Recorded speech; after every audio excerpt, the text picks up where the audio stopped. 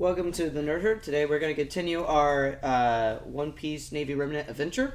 In the last episode, we learned more and more about our resident devil fruit collector, the Devil's Peddler Rufus, as our crew went to Kratos Island, went to the capital, Citadel City, and joined in on the last auction, where Rufus's very evil megalomaniac mother tried to convince him to tell her the whereabouts of the god fruit, revealing that not only did Rufus hear about such things in his childhood, as his father and his mother had looked for it in the past, but also we learned that Rufus had the map etched out in hockey on his back, an ability that only people with level 35 hockey capabilities can pull off. After that point, in a battle with Captain Zaber Griffin of the Gryffindor Pirates, I said Winged Warriors in the last one. I got that wrong. It's the Gryffindor Pirates, but I just never remember anything I said. And some pretty close calls, and the joining of the group by Richter, Rufus's cousin turned brother turned, well, they're related. That's all that matters. The crew is now resting on the ship, preparing for Harry's birthday party, something that everyone has been looking forward to. Also, if I missed anything very, very important, say it now. I did not write anything down for this intro, so yeah. What happened to those people we freed? Oh, that's right, the most important part. Shortly after the events at Citadel Island, you guys did free several people, and I don't think they necessarily all joined your crew. I think you just kind of let them go and do as they wish. However, you did make 500 arrests, something that where we kind of were ending everything. Rufus and Richter took them to Watchtower Island and allowed a massive press release, giving all you guys a bounty increase as Johnny Fords watched from above, listening in as the newscasters just were spouting nothing but praise about the events that took place on Kratos Island and the desolation of the auction houses there. And yeah, we're going to pick right back up a few minutes before you guys made it back to your ship to have the birthday party with Harry. Paul, or Quinn Cook, as you guys were headed there, your pocket Din Mushy goes off. Bang! Bang! Bang! Bang. Hello? Oh, Captain, it's me, Richter. Me and Rufus finally made it to Watchtower Island with the 500, people that we arrested. I just wanted to let you know that it's going to be a while to get them all processed and put it behind bars. But along those lines, I just wanted to ask for permission to not only take my boy Rufus aside and help him train with these new items that I found. I'll brief you more on that at a later point. But also, I wanted to know how you would feel if I kind of took the social media aspect of our crew to a whole new level. Being the former star thief and being a vigilante of crime, I've amassed quite the following. And with the fact that I was the son, temporarily, of a woman of great renown, I have a lot of contacts. And as such, I was hoping to not only start, spreading our not really propaganda, but our what kind of thing am I going for here? Spread the news that the new Navy is around. I want to do that, but also I'm thinking with Kratos Island having a power vacuum, what if we use it as a new Navy headquarters? Started bringing some light to that dark island, and since I know my way around the place, I can start fixing things up. It might take me and Rufus a few days to meet up with you guys, I guess is what I'm trying to get at. I like that idea, Richter. There's power in numbers. Recruit everyone that you can. Not necessarily everyone needs to be a fighter. There's roles everywhere that need to be filled. Understood. I'll do what I can. I can't promise that we're going to get many takers still, especially since with the Aberration Confederacy still being a prominent threat, it's going to be difficult. But I'm sure we can get some more followers at some point. Oh, by the way, Rufus told me about how Harry's supposed to have his birthday, and I left a birthday present on his bed if you guys get to the ship at some point. Anyways, tell the little guy happy birthday for me. I don't know him as well as everyone else, but I just wanted to say thank you. I'm looking forward to our partnership, and I'm going to do my best on my end here. A slight warning, though. With the increase in bounties, more populated islands might become more troublesome for you guys. But I'm sure with the strength and numbers that you guys have, especially with people like Rock, Malka, and Apollo on your crew, I don't think that won't be too much of a problem. Alrighty, Richter. Thank you for your detailed report. I expect big things, and we appreciate you and all your help towards our goal. Understood. Have a nice one. I then turn to 25 of my assassin/bounty hunter underlings, and I address them, and I look at them, and I say, "Men, we are but a crew of 70 men? Give or take. And can 70 men accomplish this goal of justice? We have a good start. We have a foundation. But you can't have a house with just a foundation. I need you all to be the cornerstone, being willing to be built upon, rejected, cast out, but built upon. You are the structure of our new Navy. Go out and recruit as many men as you can. I expect at least 100 from each of you. Do your best. Bring us back numbers. We appreciate your efforts."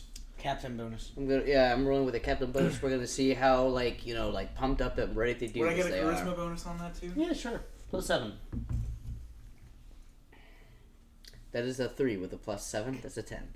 They're assassins. They're not recruiters. They're used to hiding in the shadows, not going out there and being the shadows and not being out like in the open, being like, hey, join us. They're all like look at you with like a, okay. My friends, do not be weary. There's hope. We have a new stronghold in Kratos Island. Whoa. Citadel City especially has basically been evacuated. There's no one there. We have a headquarters, and we have a base where things can be sent in, going out. There's hope. Take that and build upon it. Well, okay, Captain. So you want us to meet you on Kratos Island? Of course, bring back the men here. I know that you guys are used to hiding in the shadows, but it's time to bring yourselves out into the light. Okay, Captain. We'll try our best. And this, you said 25? Mm-hmm. They all kind of all look at each other like unexpectedly, trying to see which one's gonna leave first, and then once one guy does, all the others follow, and you watch as they disperse into the city, most likely grabbing modes of transportation to leave the island and start the recruitment process. You're smart enough to realize you're not expecting them to do insanely well, but That's all right. We just need people. at least you have them and Richter trying their respective best to get more numbers. Yes, babe. I'm gonna open the thing that James gave me, like the journal. All right. Oh, the pamphlet of information on the current user of the Noli Noli. Mm-hmm.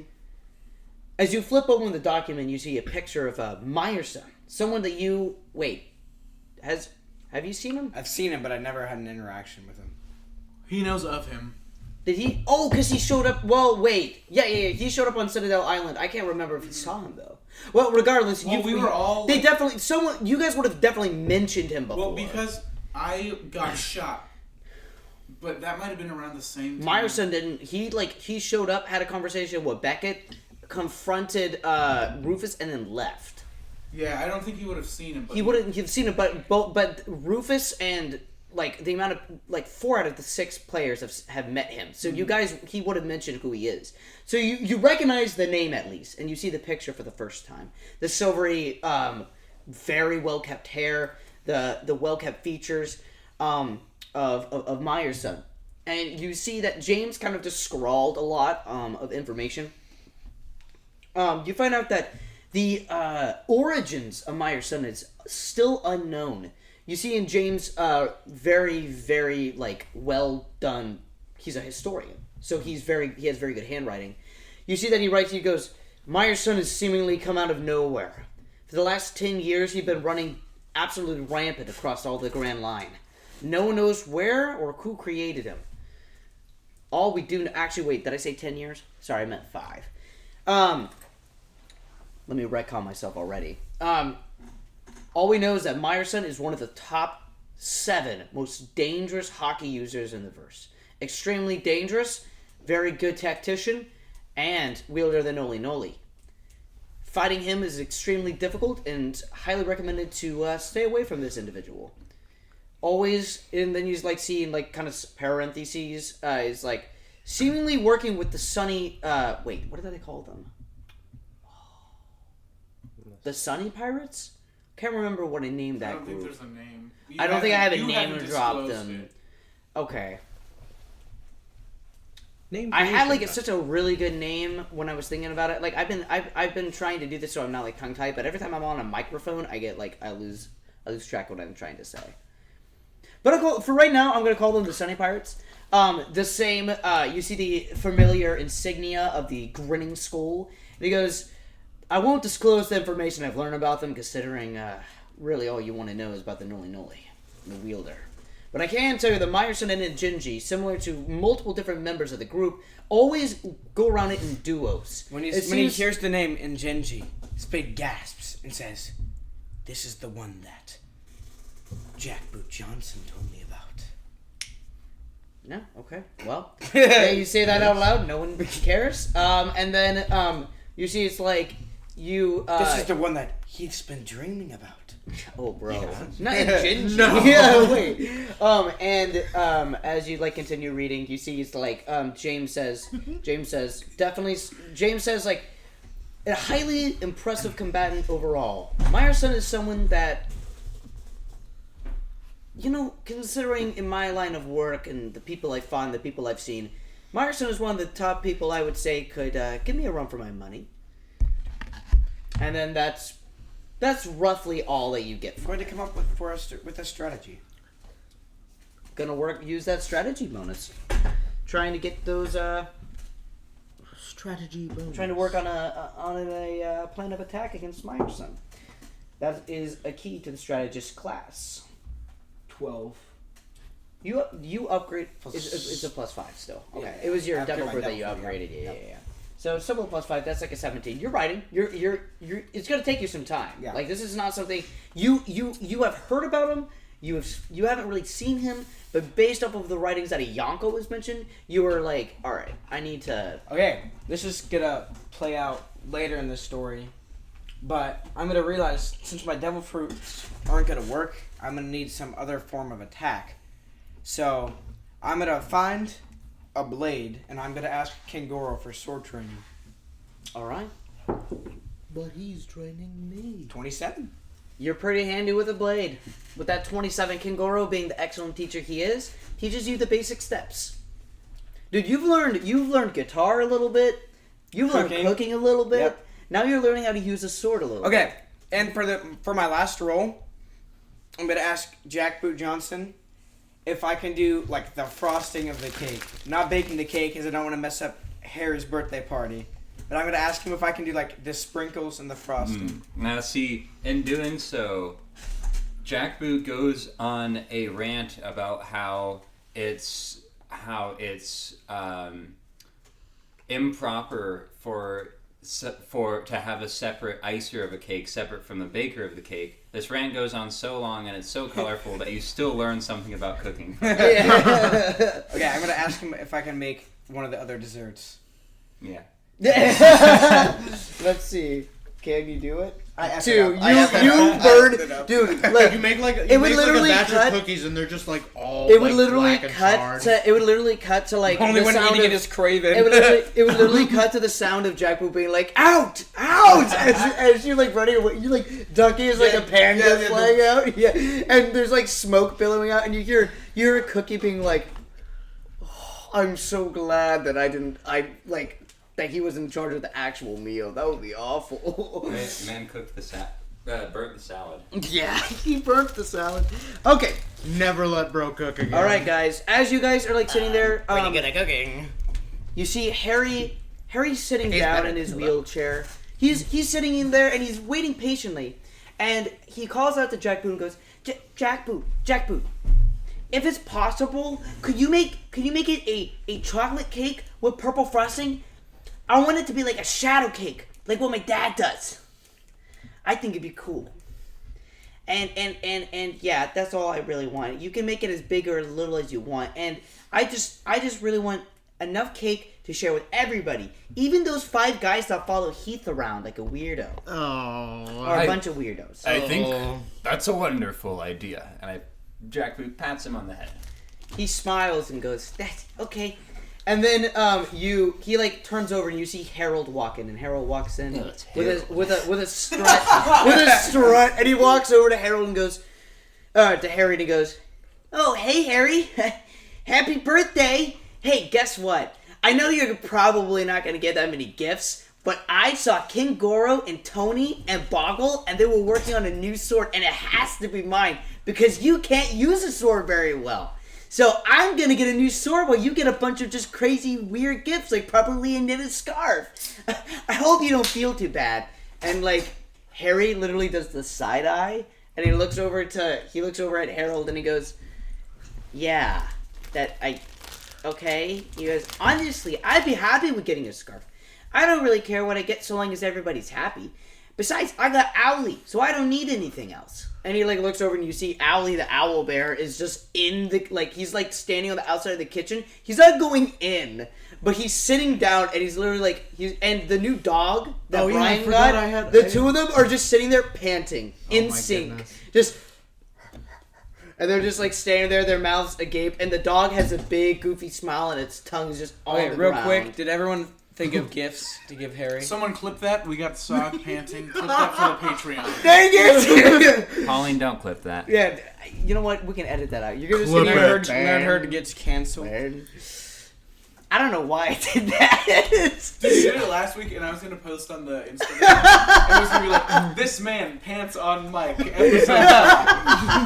It was gonna be a picture of you. I can't believe I did that. Well, it's like I can't do a dog impression in my mind. Just for me to do it. I would rather you pant in the mic than bark in the mic.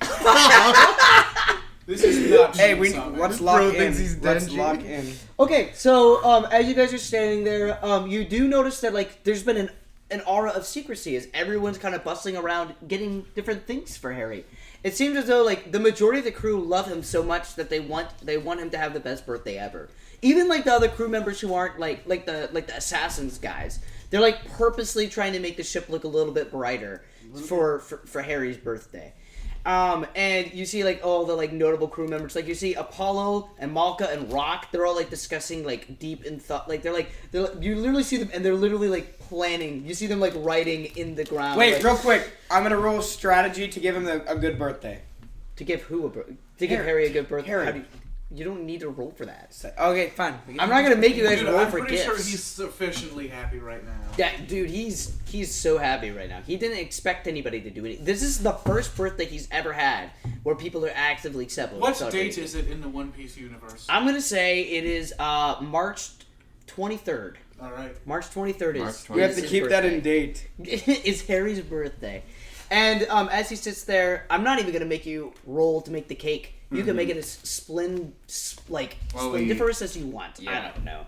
But we start with I prepare a meal of fried chicken and Ooh. Everyone like that. Everyone's like, ooh. Already. I don't know what goes well with fried Fried chicken. owl bear. You You're not gonna take that away from him. No!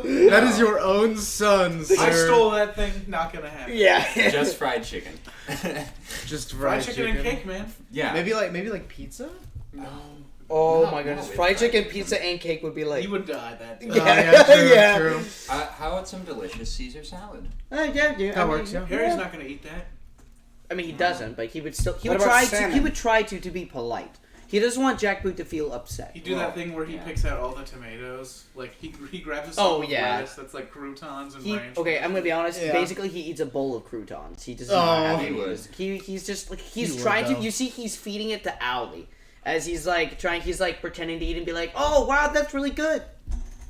Hey, we need Wow, and then you just see him just. Man, that was really good. Thank you, Jack. Let's get some pizza sticks. That's Ooh, insane. pizza sticks. That's All a right. good idea. Would we know what a pizza is? Yeah. Didn't One Sanji pizza make a wouldn't be pizza surprising. like several times? Hold on. If they can have pizza in Tears of the Kingdom, we can have pizza. All right. Yeah, that's fair. That's Oh wait, pretty there's nice. actually just a character in One Piece that just eats pizza all the time. Really? What is her name? Is it like? I have So it's no like idea. the one who's like the girl who can like age herself or Oh, something. Bonnie? Yeah, Bonnie. Oh, that she makes eats pizza sense. all the time. That makes a lot of there sense. is there There's- is pizza and Quick, wiki. There's pizza, but No, I there's only looked one it up. piece. There is pizza in One Piece. So There's that is only confirmed. one piece, and it's Guys, just for Harry. if you've made it this far, pizza confirmed One Piece. Yep. Mhm. All right. Well, in any case, after you guys have, everyone has a delicious pizza. What? What order do we want to go in for I want to be gifts? last. All right. As you guys are all giving him, as he like finishes his piece of pizza and cake respectively. Well, we gotta sing happy birthday. Oh, so you're right. Jackboot brings out the cake, and everyone, happy birthday birthday to to you. Bang, Happy birthday to bang, you. bang. Sing it, Heath. Happy Bang, bang, bang. That's my son. This is gonna sound horrible. Happy Yes, birthday. yes, yes, bang. And then I give him the cake. Roll for Harry's reaction. Oh no! 19. He's no one has ever sung Happy Birthday to him, so he's like. That's not true. It happened last session. Oh, okay. Well, up until that point, The, Thank the you, first guys. actual birthday. He listened to this and he's like, "Well, Spade, you added a little element there with your bends. Thanks." And then you just see single tear just roll down his cheek. And he's like, "That was so disappointing." He wishes Judah was doing it. yeah. What? Remember? Yeah, but anyways. So as he sits there, he kind of goes. Well, the people who did it last. He sits there and he kind of looks up as everyone goes, "Get the kids." First, the crew members, the assassins and the groupies, they all huddle up and they go, I think there's only like 25 of them left. yeah. And so them and the 30 groupies, they all kind of like 30. they all line up and they're like, "Harry, collectively we have basically $2 to our name, but we made sure to do this for you." And they do like a very impressive choreographed dance. All of them like in sync. Like it's That's kinda so impressive that like even like with Heath on accompaniment, like everyone was like, "Oh dang, this is actually good." Yeah, That he guy like was he like impressed. tries to he sees them doing it, like sounds terrible, and he's like, "God dang it!" And he starts playing. If Harry could clap, he would clap, but since he's in a full body cast, No, can't he do played the guitar. Oh yeah, he's like, ah!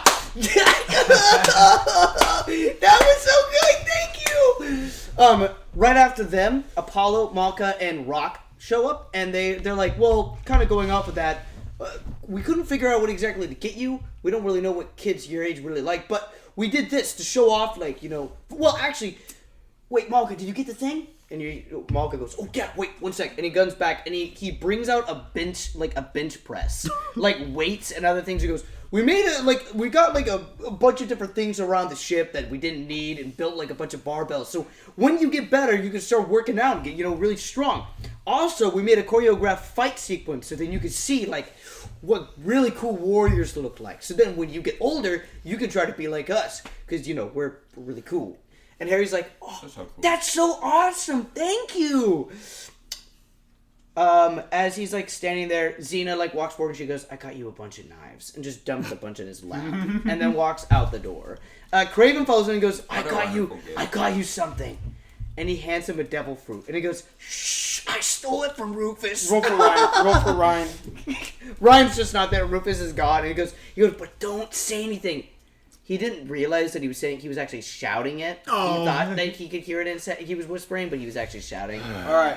Spade has a couple things Wait, which for fruit Harry. It's the tornado one.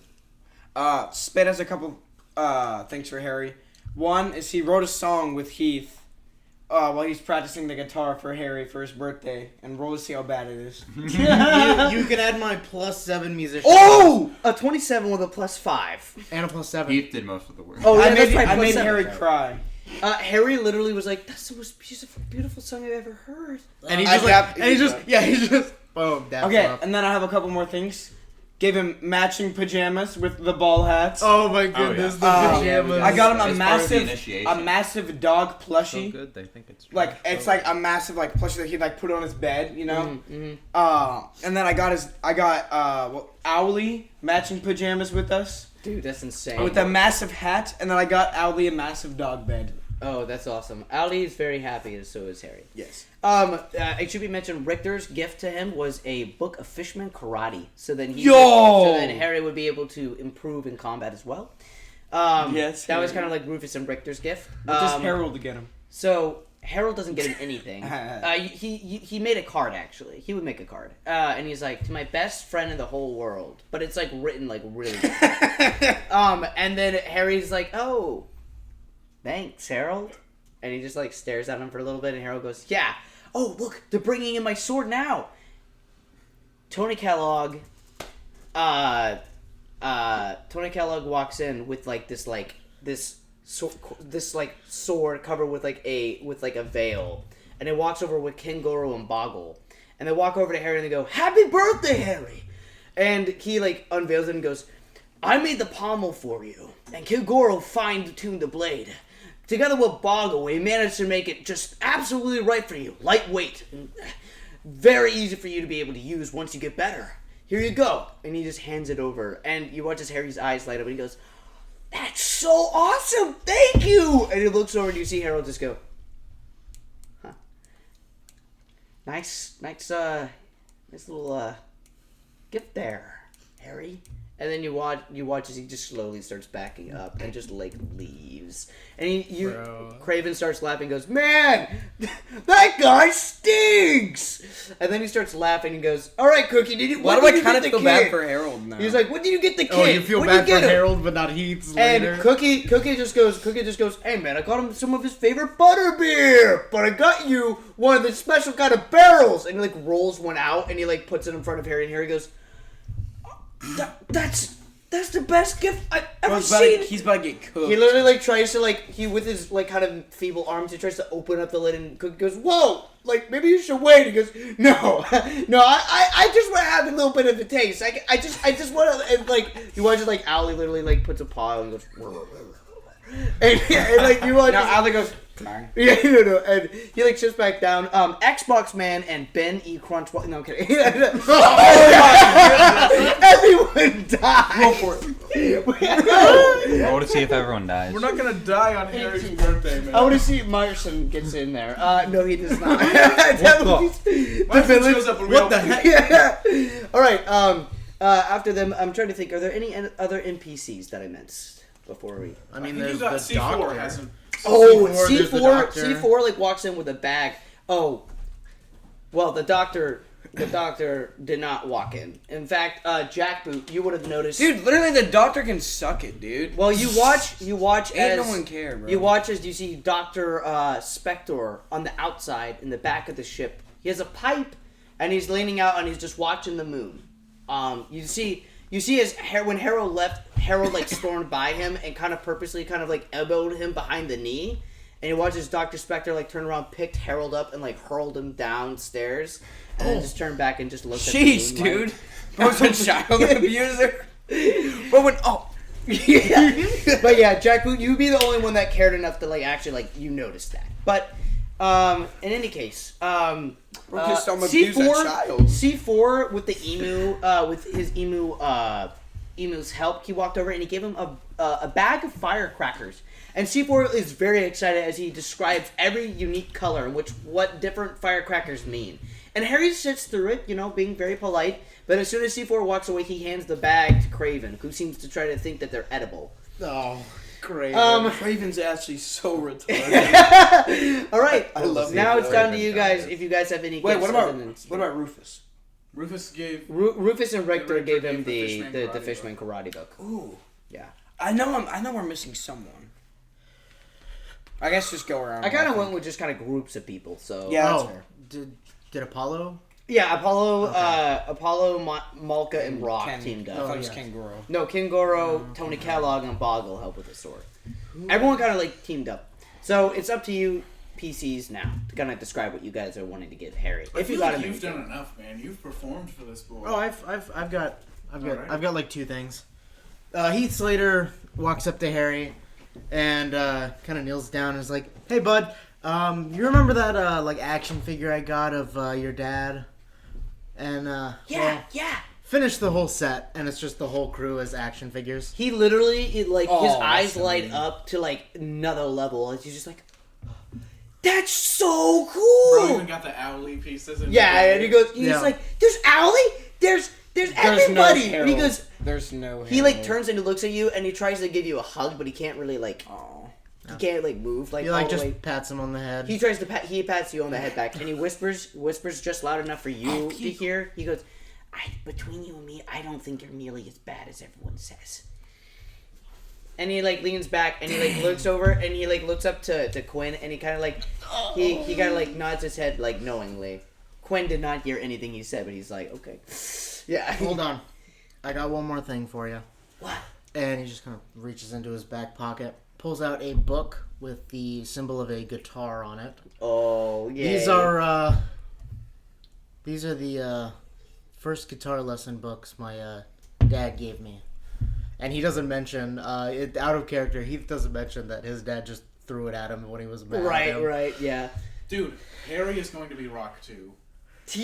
Harry grabs the book, like kind of With all like the grasps cheese. the book, and he starts looking at the pictures, and he starts going like, "Allie, look, you can play chords." And Allie sits there, and Allie like nods his head, Bro. like kind of knowingly, and then like you notice that somehow What's he has Owly's IQ? Allie for Is it- some weird is- reason you notice also has a Cuban cigar. You're not sure how he got What? I love Owly. Like he's like sitting there, and he like nods his head. Does he have higher IQ than Craven? He's just there, and you see he like. 100%. It's like D&D when like a monster has more intelligence than like a player. Owly literally like nods his head and goes, and you see because he's an animal handler, he kind of understands what Owly's talking Dude, about. I like how okay with the idea of him having a cigar Eric was. Like when he said Eric was like, Yeah.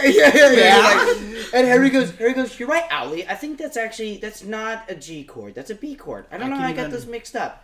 Thank you, Heath. I could even teach you to play some of the more complex songs too. Oh, okay. I mean, me and Owly are both trying to learn, and you see like Owly has like an electric guitar now, and he's just like, What? where did bro get it? Also, at this point, he also has a stool. No one's questioning how he's getting all this stuff. Does he have his own? He is stealing. Yeah, you see, dude. At this point, he literally has a scarf on. Wait, and no, what is a bro's monocle. speed? Bro's beyond concepts. Dude, he's zipping before anyone can even see him leave. Bro has Yeah. heavy speed. Yeah. He actually secretly grabbed the OPOP. He stabbed James with the needle. He just don't care. Wait, I'm roll versus hockey. This is Owly versus hockey. Always hockey. Oh, Wait, no, that was that a try? It was a try. Are we gonna get? Yes. With a 27 hockey. It's canon that he has 27 hockey. Wait, he's conquers. Does he have a double? Does he have a double? He cannot have a double. Okay. You watch as Owly suddenly like turns into like a humanoid shape and goes, "Well, actually, my name is Arthur." Oh, that's creepy. He's like, he goes, a while don't turn him ago. into a human. Keep him a dog. No, that's kind of fire. Oh yeah, no, you're right. You're right. Yeah. It would be better for the crew if he was. Oh no, his original form is actually the owlbear. Oh, okay.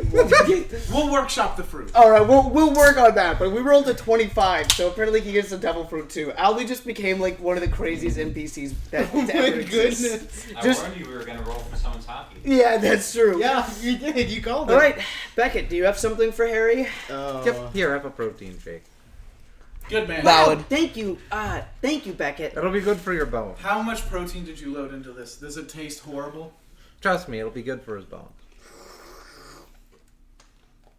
Let's see. We've got some peppers that's specifically labeled too spicy for Heath Slater. We have some we have a whole bunch of different types of proteins. We've got some Buddha 11. fruit in there. Let's see, some sugar. For flavor. I can't think of anything else. Oh yeah, bananas. Bananas for the potassium. Did you just say the Buddha fruit? Yeah. What about Like you literally see us, he just goes, oh! With the fruit, his first devil fruit, he has the ability that anything he touches, you can see the history of that item. When you gave him the Buddha fruit, he literally, like his eyes, it looks like he got hit with Gojo's domain expansion. He's like, what just happened? And he goes, I'm seeing some of the greatest cinematic battles I've ever seen. He goes, Beckett, thank you. You're welcome. I think I've transcended above manhood at this. Bro, what? What do you mean? And he looks over and Allie nods his head and you see Allie's now writing in a notebook and he shows out a picture and it says he has a picture of Harry but with massive muscles and he points out and he goes rawr, rawr, rawr. And he just Beckett, what do you mean peppers I can't handle? I'm not the one who labeled it. Who labeled it? I don't label anything in the kitchen. Who labels the peppers? Well, just because it's my kitchen, don't look at me. And he just slowly pans over to Cookie. Wasn't Benny Cookie just look at you and he's nodding his head. And Labels another thing not good for he Heath pulls Slater. around and he has a thing of rum and it has a Heath Slater cannot touch and he just goes. And he's like, give me one of those peppers. No. Jackboot, you got something I'm gonna be like, rough him up, Cookie. One day. Jackboot says, One day. good idea, Cookie. And it's just another jug of butterbeer.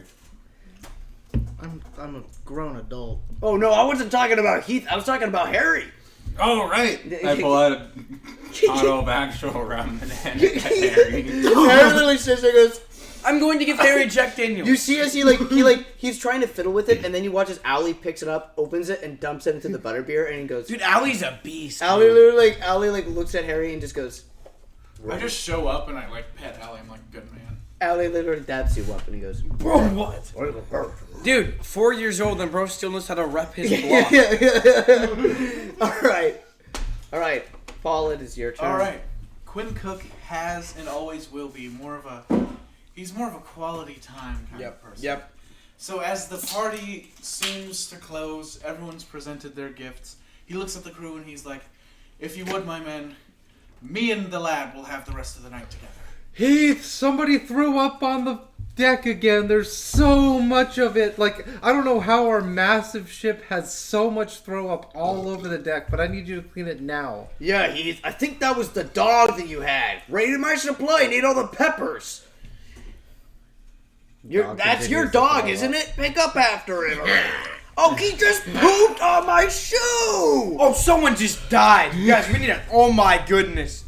So the villagers tried to come and carry the gift, but there's so much they're trudging through. Oh no! Heath, we're taking on water. Heath, I think somebody just fell overboard. Go rescue him. Roll to see how bad the best is.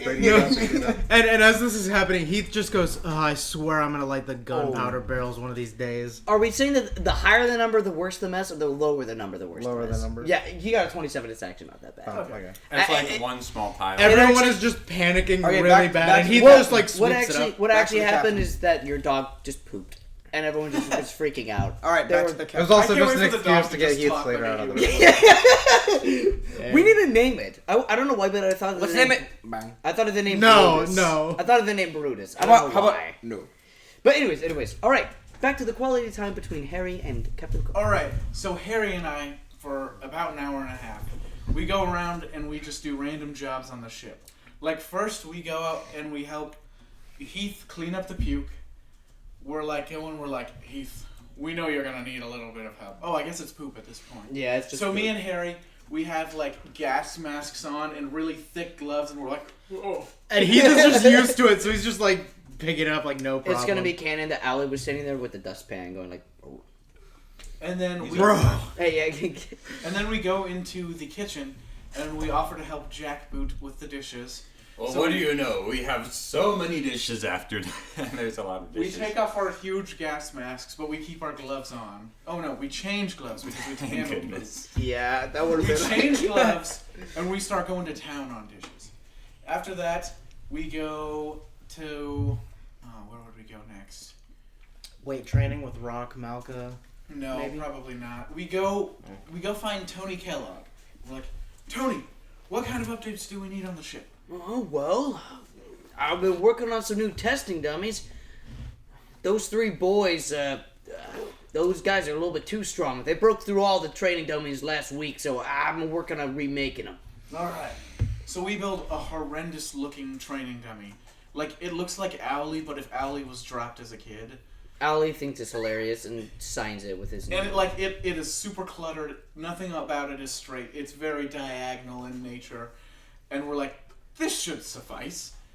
And then we head into This is very father-son. It reminds me of we're trying to build a treehouse with my dad. And it's like, well, I just messed it all up.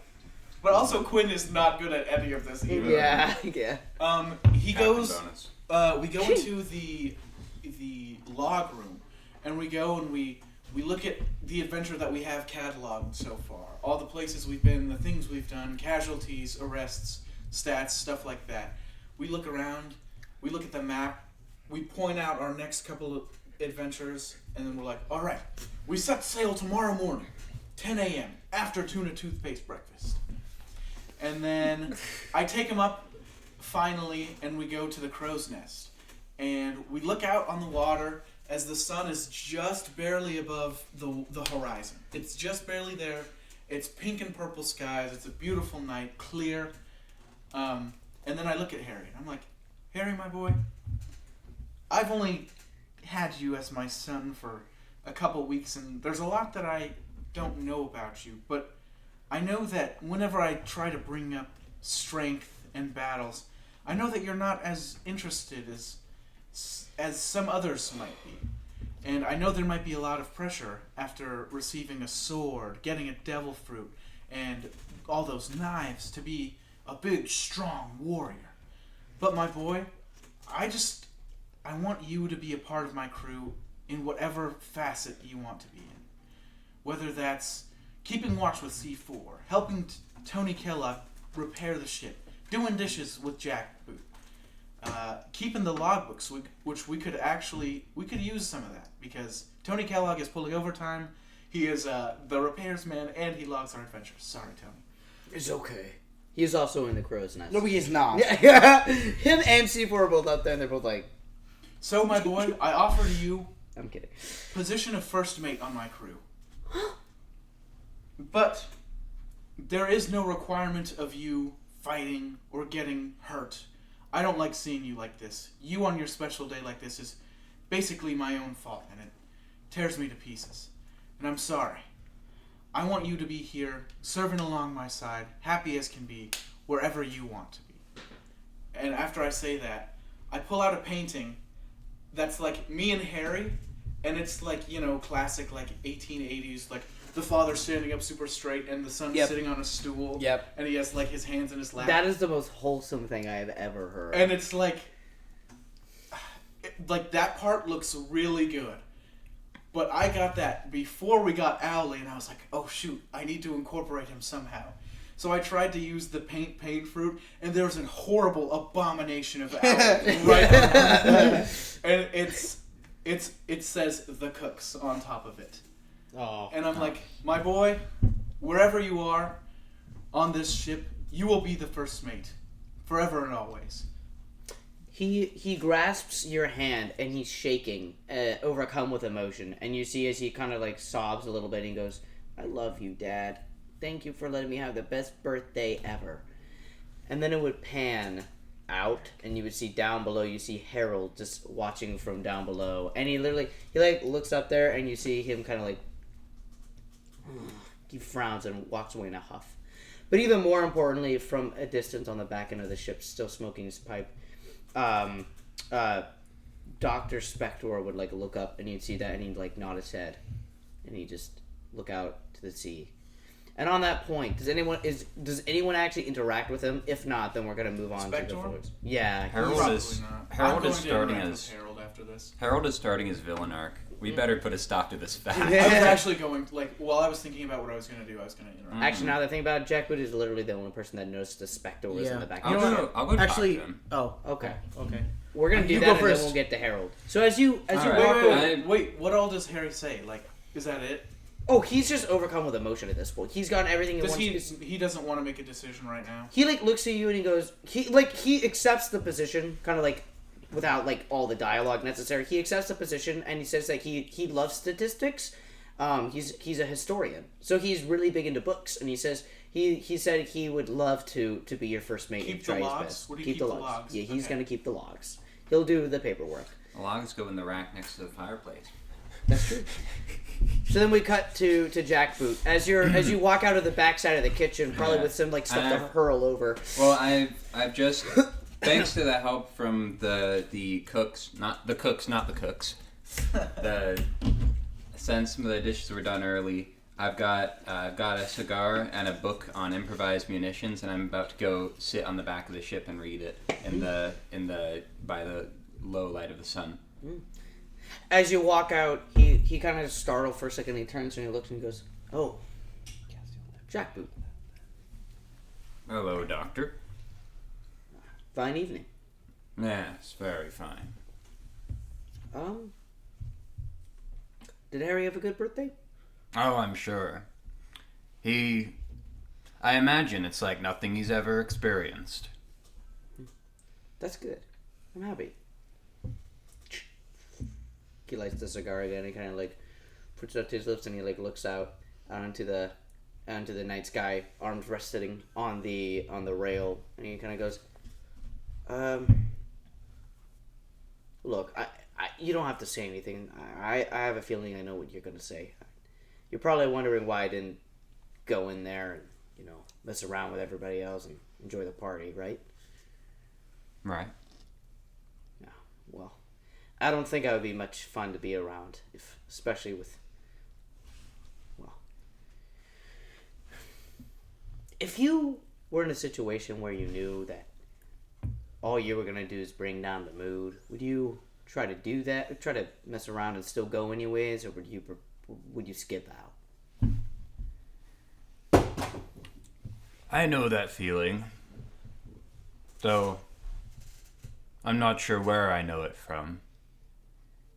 Some forgotten memory, I guess. Yes, I see what you mean.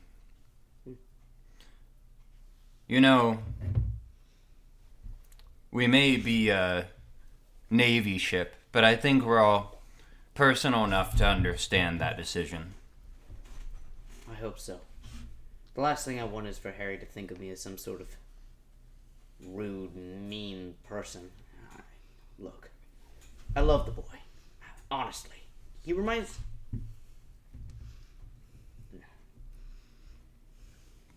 When I see a kid like that, having the best day of his life, I think of my son Dutch. Dutch was every bit the amount of cheerful, kind-hearted kid that Harry is. When I look at Harry, I see my boy. My boy died in my arms.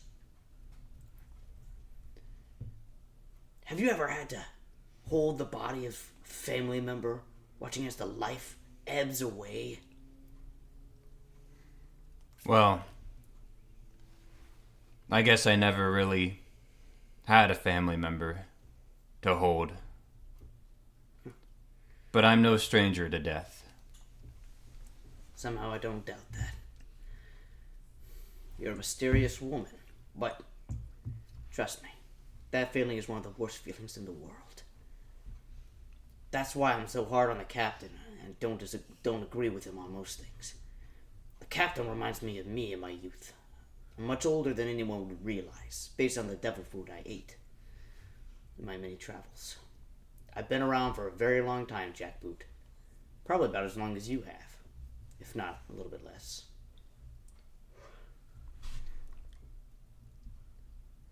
When I had Dutch, my wife left not long afterwards, claiming I was unfit to be a father and that my work got in the way. Well, I planned on proving her wrong. As such, I brought Dutch with me on every adventure possible.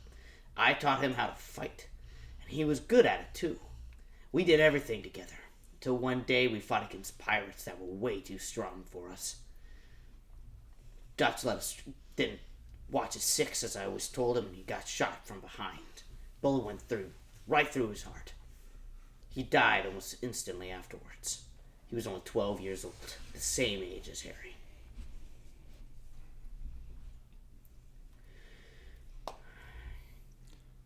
And I'm not gonna let something like that ever happen again. It's funny.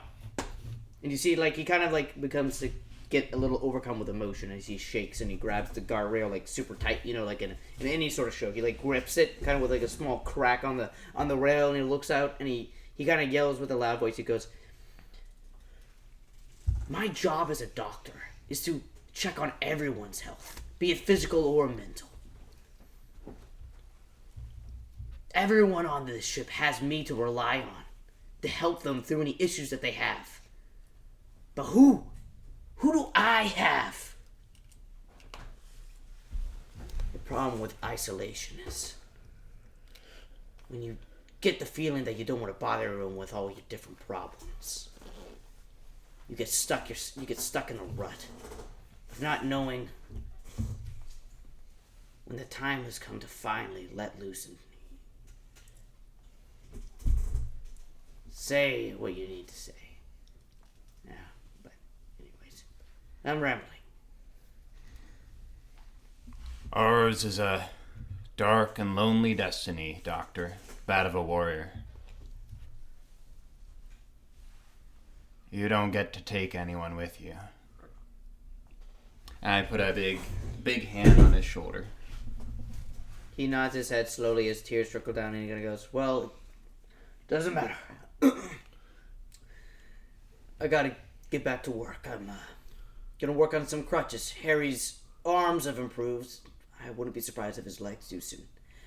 And with all the stuff that he got, he needs to be able to move around and be more mobile. So, have a good night, Jackboot.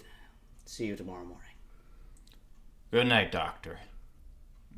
And I nod to him and sit down and open up my book. All right.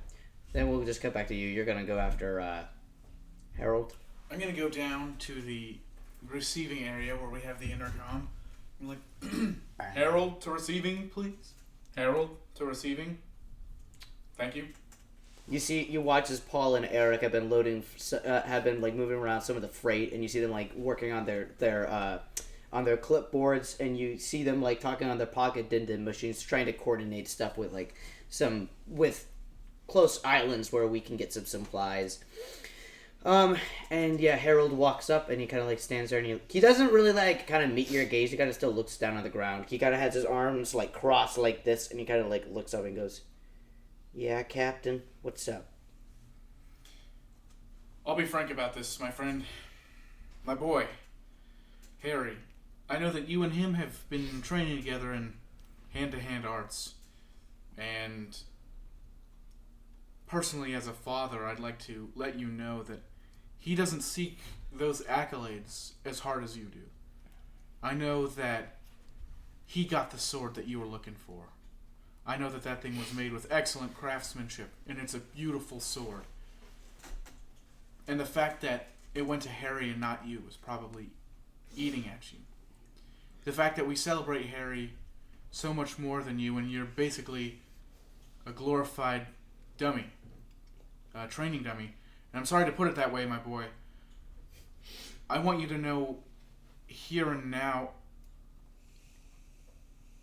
Harry isn't suited for the field that you are looking to go into. I haven't had him as my son very long. I didn't know too much about him. All I was thinking is, let's train up this boy, make him big and strong. But as I've spent time with him, I've realized I just want to see my boy happy. And if that means he isn't necessarily the strongest warrior, and he wants to track our adventures, and he wants to have relationships with us instead of just being mutual attackers, essentially, I want that for him. And I know that you want to be out on the battlefield. I can see it in your eyes. I can see the way you train and you don't give up. You train with Heath every day, and you train with Kangoro every day. You have an amazing supporting cast, kiddo. I want you to know that I completely back you. And who knows? Harry needs a brother. Harry needs someone to tag along with him. I know you're his best friend, but in this moment I see you as his brother. I will Keep this in mind, and I would like to offer you a gift as well.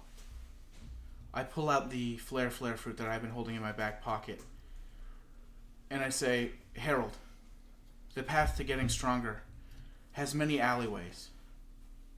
Sword fighting is one of them. Hockey is one of them.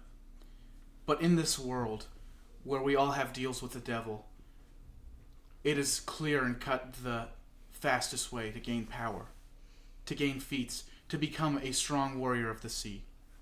You will be rejected by the sea. You won't be able to swim. Things will change. You'll have a lot more weaknesses. In this world, there's a lot of high-tech sea stone equipment. I would like to offer this to you. Keep training in your swordsmanship. This will offer you a boost. I can see you rising through the ranks. If you eat this fruit, you can become a legendary warrior with me. And you can become a cook as well. Oh, no way. He's overcome with emotion.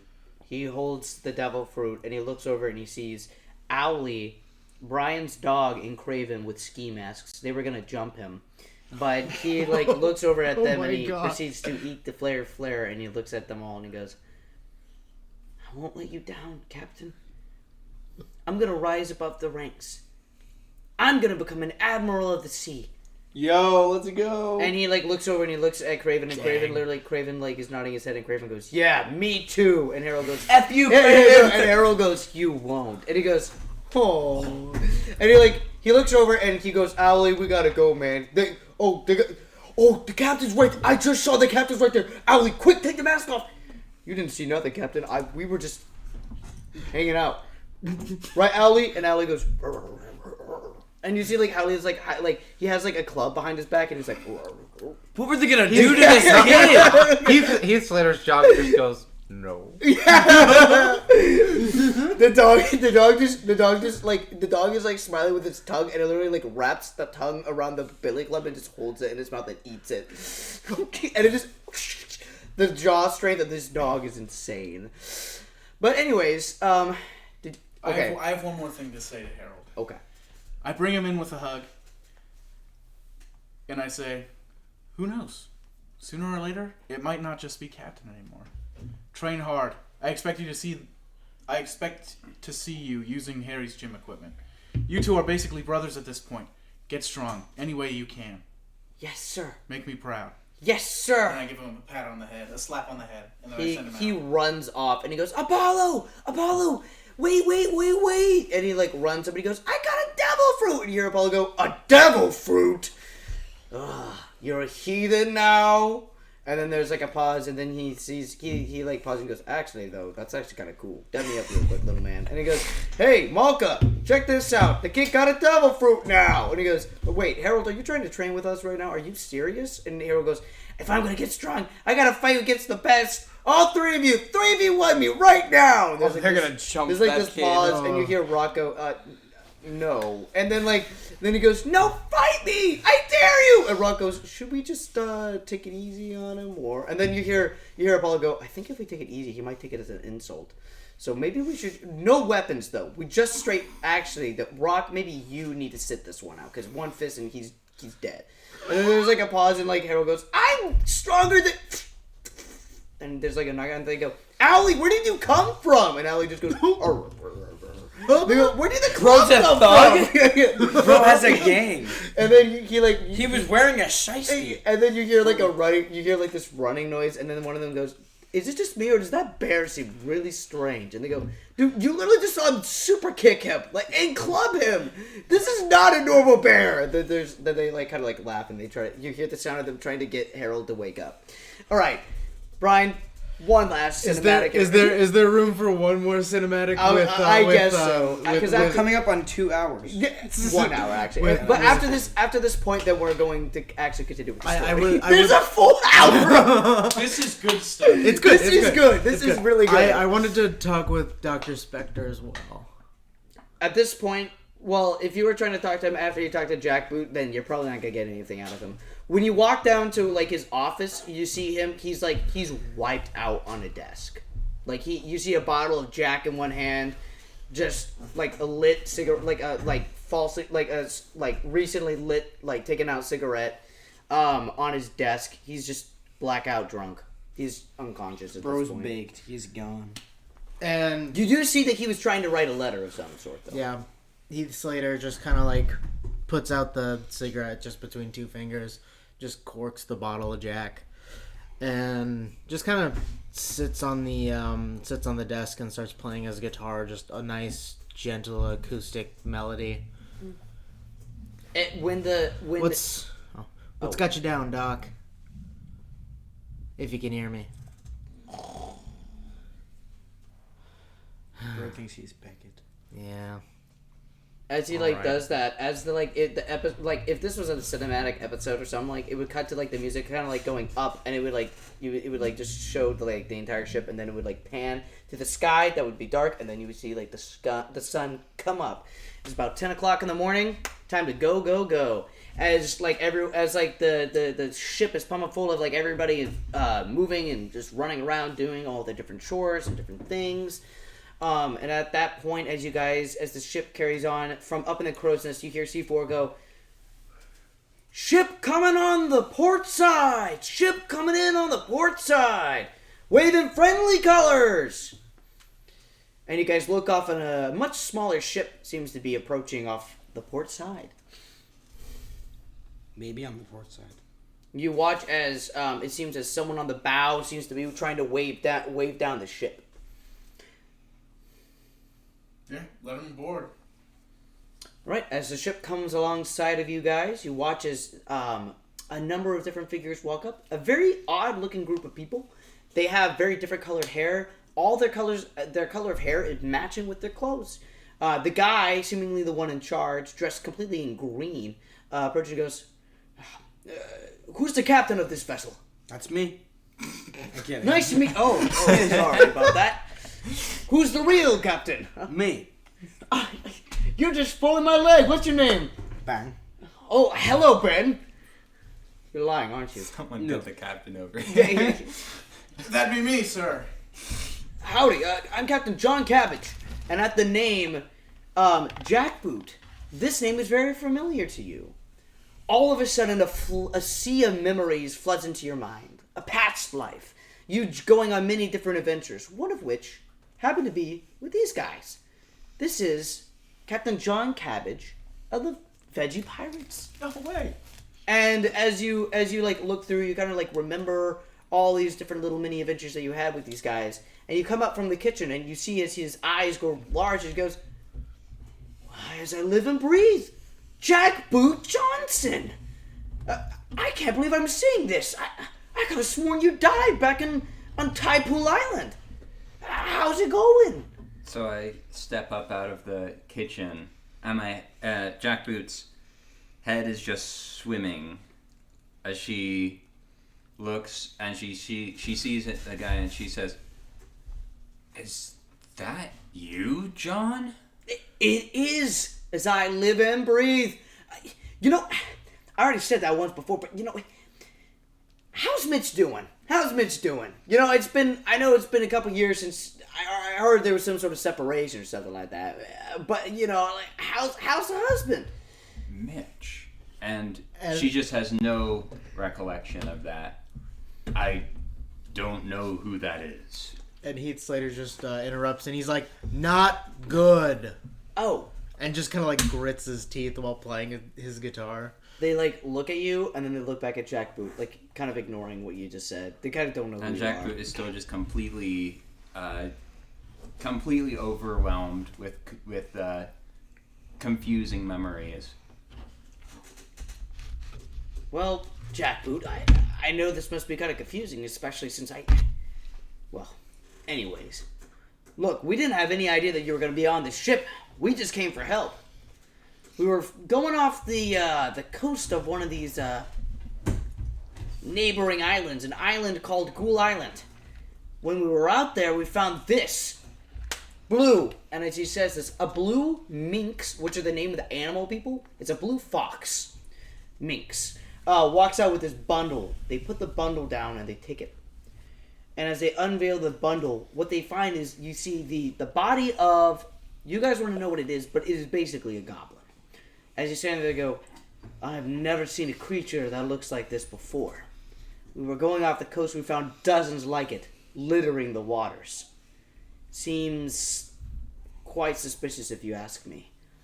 The worst part, and he turns around and grabs the goblin, he turns to the back, revealing a bunch of lash marks. He goes, seems like whatever this creature was, it was enslaved. These aren't the type of marks that would normally occur on just... Someone is doing some construction or something out there. That is an airplane. I was about to say, are you? Yeah, I'm sorry, I'm not very intelligent. Do I recognize what kind of creature this is, or just seem goblinish? Another sea of memories floods your mind. You remember little Jackboot, growing up on an island, tropical in nature. Bright sun, nice Caribbean vibe.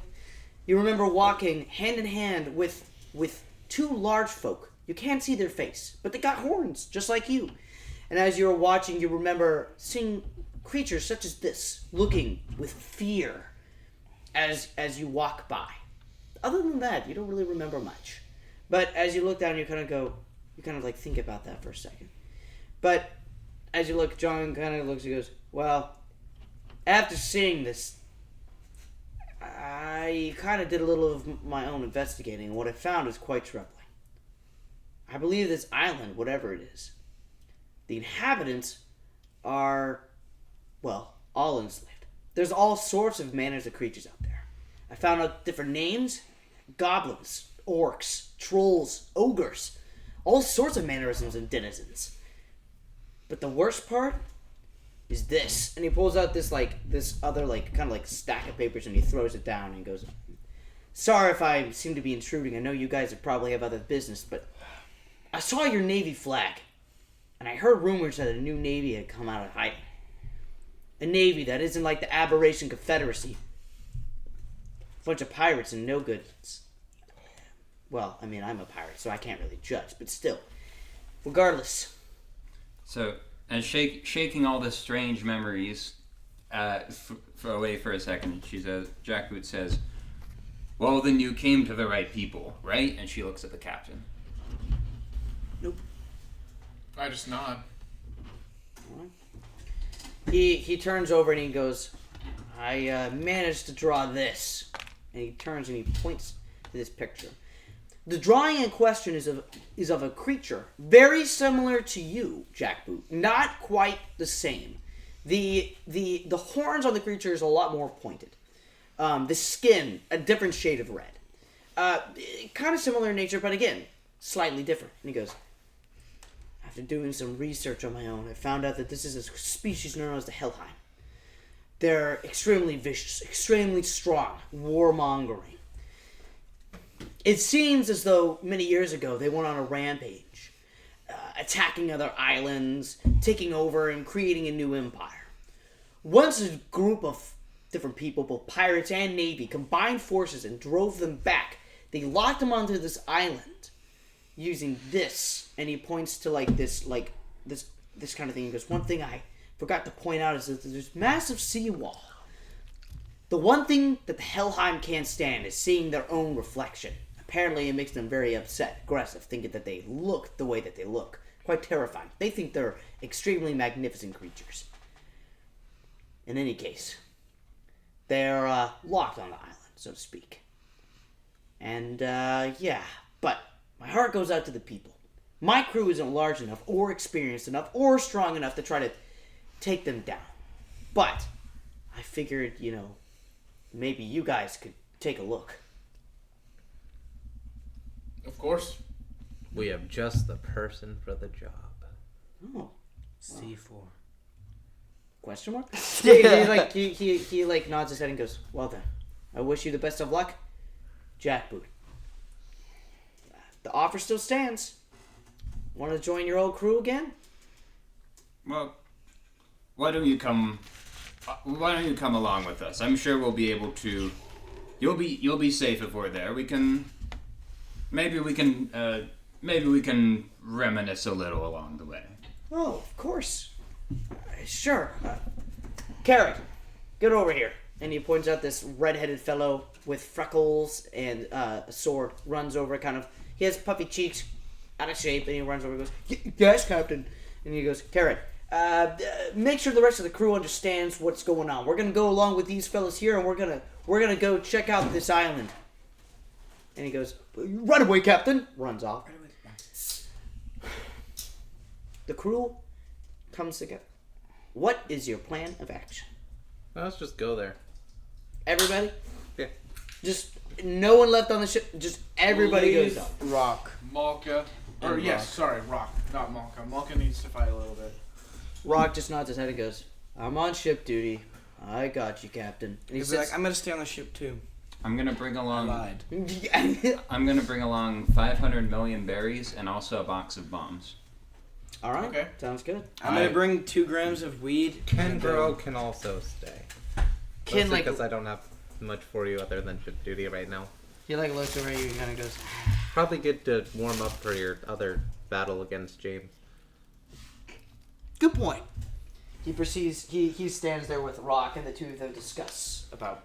I'll look at Harry and I'll be like, "Sir, it is your first day on the job, and you're gonna get some on-field experience. You're coming with us. Make sure to log everything that happens on this island, sir." "Right away, Captain." And he has crutches now. The doctor managed to make it so he's a little bit more mobile. He's riding currently on the back of Owly, and he's writing stuff down vigorously as quick as he can. C4 is right next to him, sitting on the emu. As you guys traverse, Harry, what better way to get stronger than first-hand experience? I'll be backing you up in your first fight. You'll take on a smaller creature. sounds good.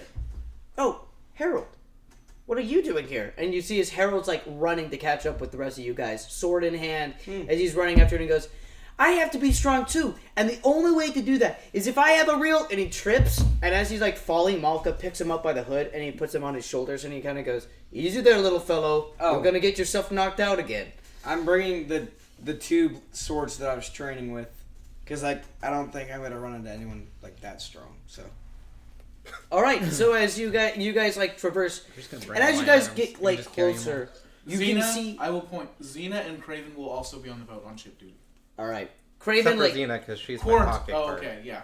So Craven will be there with the Rock It's canon. and Kengoro and Craven like looks at you guys, and he's holding another devil fruit in his hand, and he goes, "Hey, Harry, where did that devil fruit go that I gave you?" And Harry goes, "Oh, I don't know. I think I might have lost it." And he like looks and goes, "I put it back in Rufus's room, and I locked it." He's like, "We don't need that dim bulb trying to get into that room again." That dim bulb. Dim bulb. And as you guys like progress, you guys can see smoke coming off in the distance.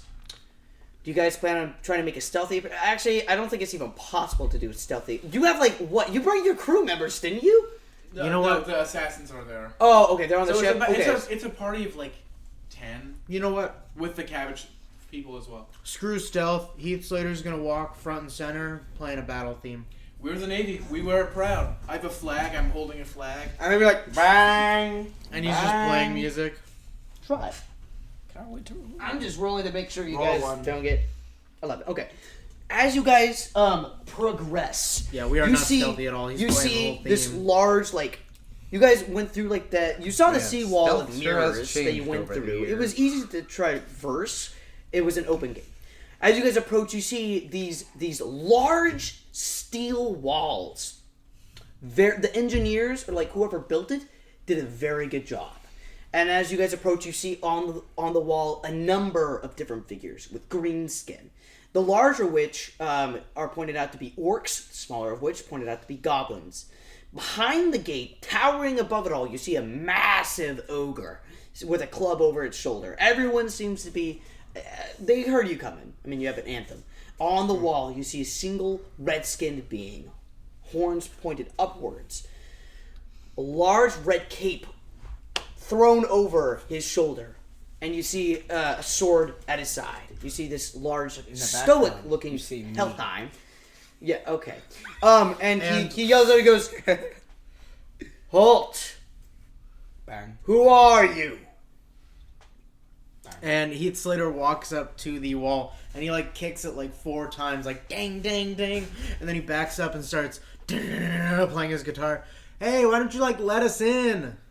I'm not gonna let you in. I don't even know who you are. Why not? You're intruders. How are we intruders? We haven't gone in yet. What? You just showed up unannounced on... We showed up announced. You see our flag? You hear our theme? He goes, okay, fire! And all the ones, all the guys draw bows and they all point them down and they start shooting onto into your group. But suddenly, James Harvester's gonna be minding his own business. But then he hears his transponder spell go off. But his is, No. Yeah, that does not happen. I'm just feel like I'm gonna step forward. Some of the arrows just kind of bouncing off of me because normal arrows aren't really gonna do anything. And I'm just gonna be like, hey, look, I know my music guy is an idiot. Don't listen to him. He doesn't represent anybody other than himself. I'm very intelligent. See, there's already proof right there. He just doesn't know when to stop talking. Anyways, hi there. We're the Navy. This is the captain. We're here because we saw this little green dude floating in the water. I'm gonna show one of the goblins, or the goblin that the other crew collected. I'm just gonna pick it up. We saw this guy floating in the water. We felt concerned, so we're here now. We'd like to know about this. You want to know about what business is our slaves to you? We are the Helheim. We rule all of those that live on the island. What if I want to live on the island? What? What if I want to live on the island? Then you would serve us as well, old man. I know he doesn't exactly like that kind of... I'm gonna hockey flick the door open. +5. I think it's 7, isn't it? Didn't he upgrade it?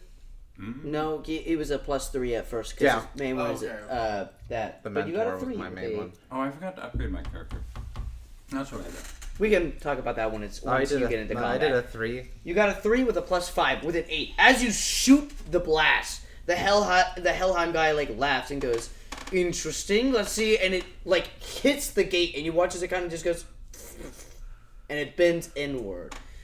He looks down and he goes, "We fought hockey professionals all the time." I made a Ridley down taunt. He does not react. Hey, Reconnaissance. I'm gonna throw Keith through the gate.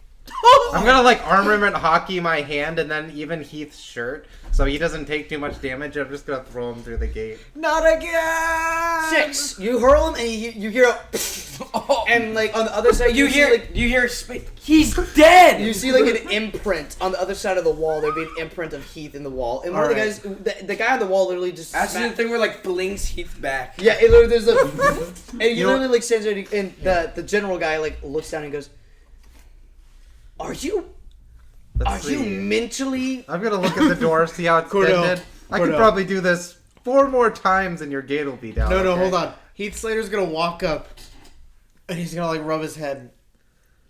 I had a job to do. I'm gonna do it. Beckett, sir. And he's gonna try and kick the door down. He's just gonna try and kick it down.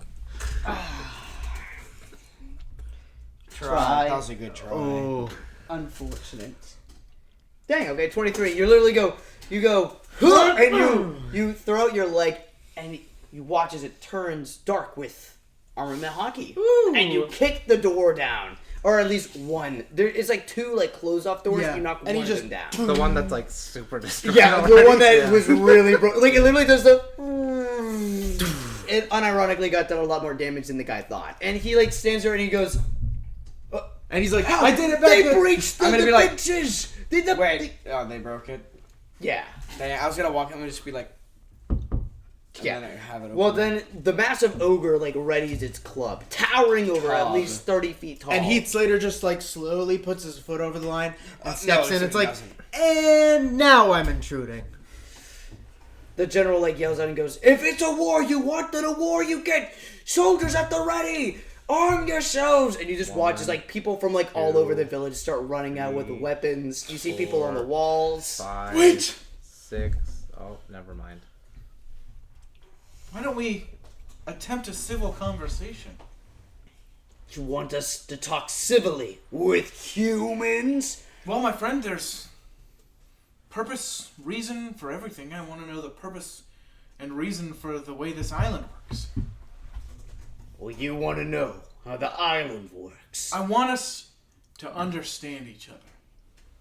You wish to speak with the leader of the Helheim? If that's who I need to talk to try and sort this thing out, then that's who I need to talk to.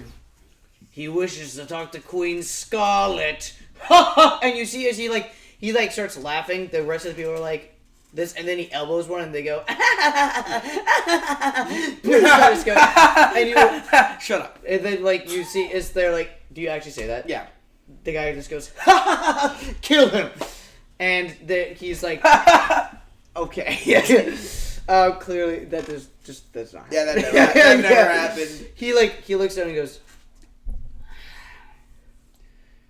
"You're lucky I'm so civil."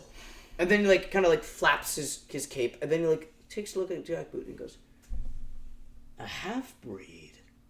Curious. Haven't seen a half-breed in a while, since that kid. Anyways. Alright then. Does he say that out loud? More to himself. Okay, Not to the point where everyone would be hearing it. He walks down the battlements, and he tells the rest of the guys to kind of watch. John and the rest of his crew walk in, they're like, Okay, so the person's name is Queen Scarlet. Is that what I heard? No, Queen Scarlet. Is she bad? No, she is not.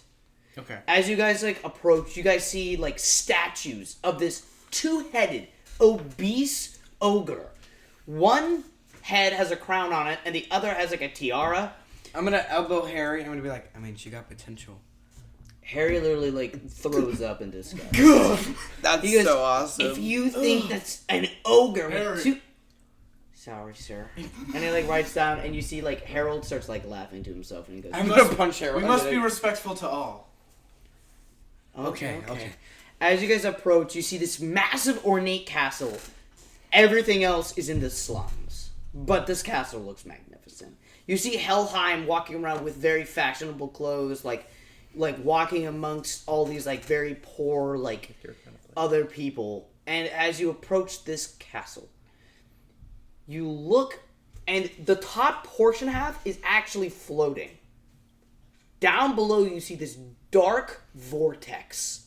You have no idea what's down there or how this is happening, but you don't question as you walk up a specially made bridge up and into this floating castle. And as you guys approach, you walk into this very, very nice throne room. Pillars. All the pillars with a picture of an ogre holding up the pillar, etched in every single one. And you see these massive doors, and the Helheim walks over, one arm, shoves them both open. And inside, eating a massive, condor turkey leg, is sitting Queen Scarlet. One head is eating, the other just stares at you guys. Hand like this. And the queen goes, "Get me more wine, slave." And she turns over, and you see this small goblin going, "Right away, mistress." Walks over and picks up this massive goblet and tries to Let me help you with that. "No.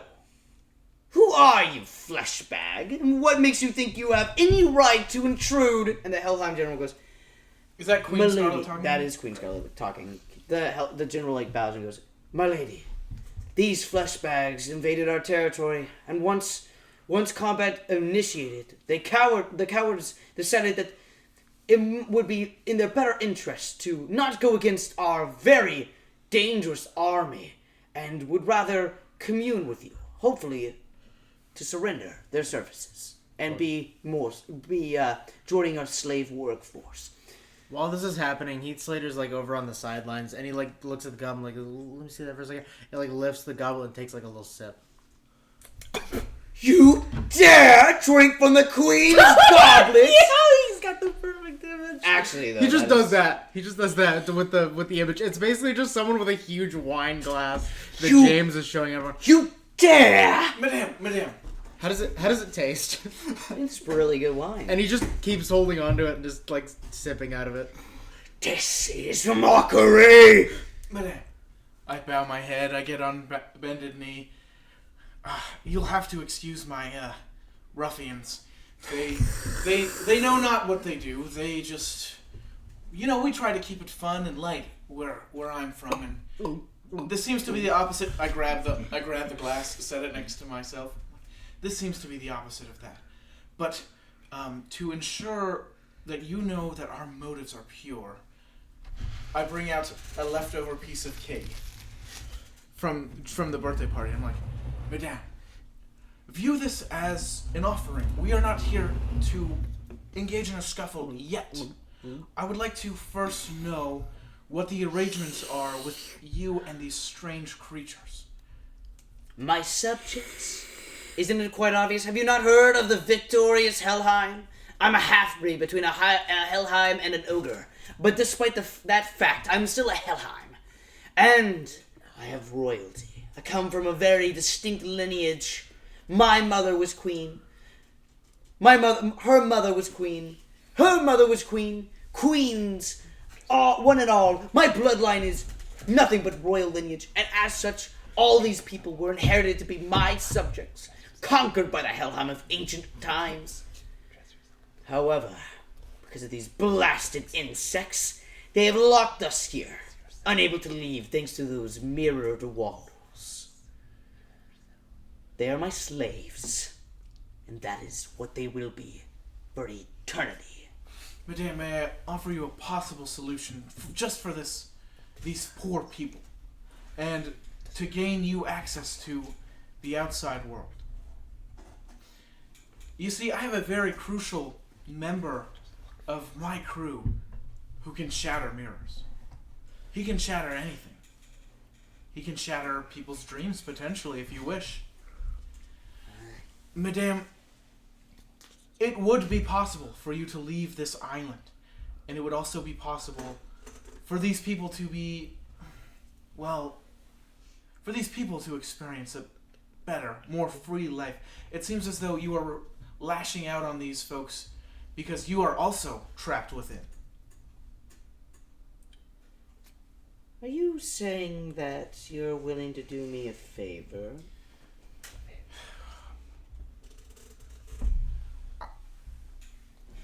Madame, these people have gone through too much pain and suffering at your hand. People, creatures, anyone deserves to be saved, and if a simple favor will offer salvation for the many that you have here, I will be willing to do it. There is one thing you could do. Something that no matter who I ask for their services, they have all failed and become victim to the true problem on this island. No doubt as you approached the castle you saw down below. That is the depths of ancient civilization itself. Turns out that long ago this island used to be different, stronger, larger. But something happened one day where an ancient crown was misused by someone who is not of Helheim blood. Once that happened, a portal was created, releasing tons of the dead. The plague spread from the dead, sending all manner of creature, Helheim, orc, troll, ogre, cave troll, my mother, my Aunt Bertha. What? Even an owl bear. And as she says this, she looks down and you see Allie's face go, oh. And she looks down and she goes, can that creature understand me? And Allie goes, and she just... Don't worry about it. Don't worry about the fact that it's eating all of the food on your table. Is the bear sticking its tongue out at me? Your Highness, we have a lot of questions about that bear, and we do not question it. Also, is it wearing a top hat all of a sudden? Bro's actually faster than anyone. Madame, Allie's been like that. That is very concerning. as this is happening, Heath Slater's hiding behind Beckett's huge frame, and he's having Beckett hold on to the goblet because he's gonna have that for later. It's his now. And he's fancying himself up, putting up a disguise, and he's trying to just look all fancy.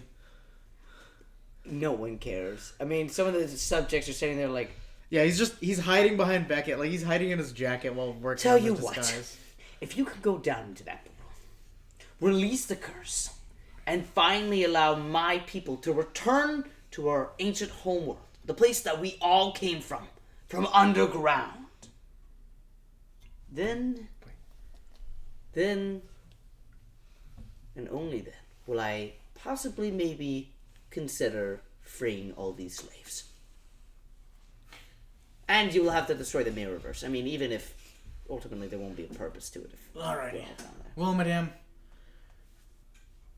may I ask one more favor? I ask that you don't necessarily need to be cooperative, but it seems as there's an inkling of bloodlust in your people. If you are to keep that, not necessarily in check, but away, well, yeah, actually in check, I might offer cake. Every now and then. You see, madame, I have this power. I am able to travel from one place to another instantaneously, and if you are to simply become a peaceful people underground, no attacks on neighboring islands or anything like that, let's just say there will be a monthly contribution of cake delivered by yours truly, madame. Also, my boy's out of character. I'm sorry, this is just what Quinn Cook is good at. He's good at talking, so I apologize. I've been talking a lot. Don't worry about it. I'm cooking up 17 plus 5. She nods her head and she goes, that is a good deal. Well, one last thing before you go down there. That crown. If you are not of Helheim descent, there's a very high chance that not only will you go mad, but you might turn to the dead yourself. Reminds me of an ancient relic of not the old times, but in this lifetime, I have heard of such relics. I appreciate the heads up. We'll move out from here. Thank you, Your Highness. But I'm not done.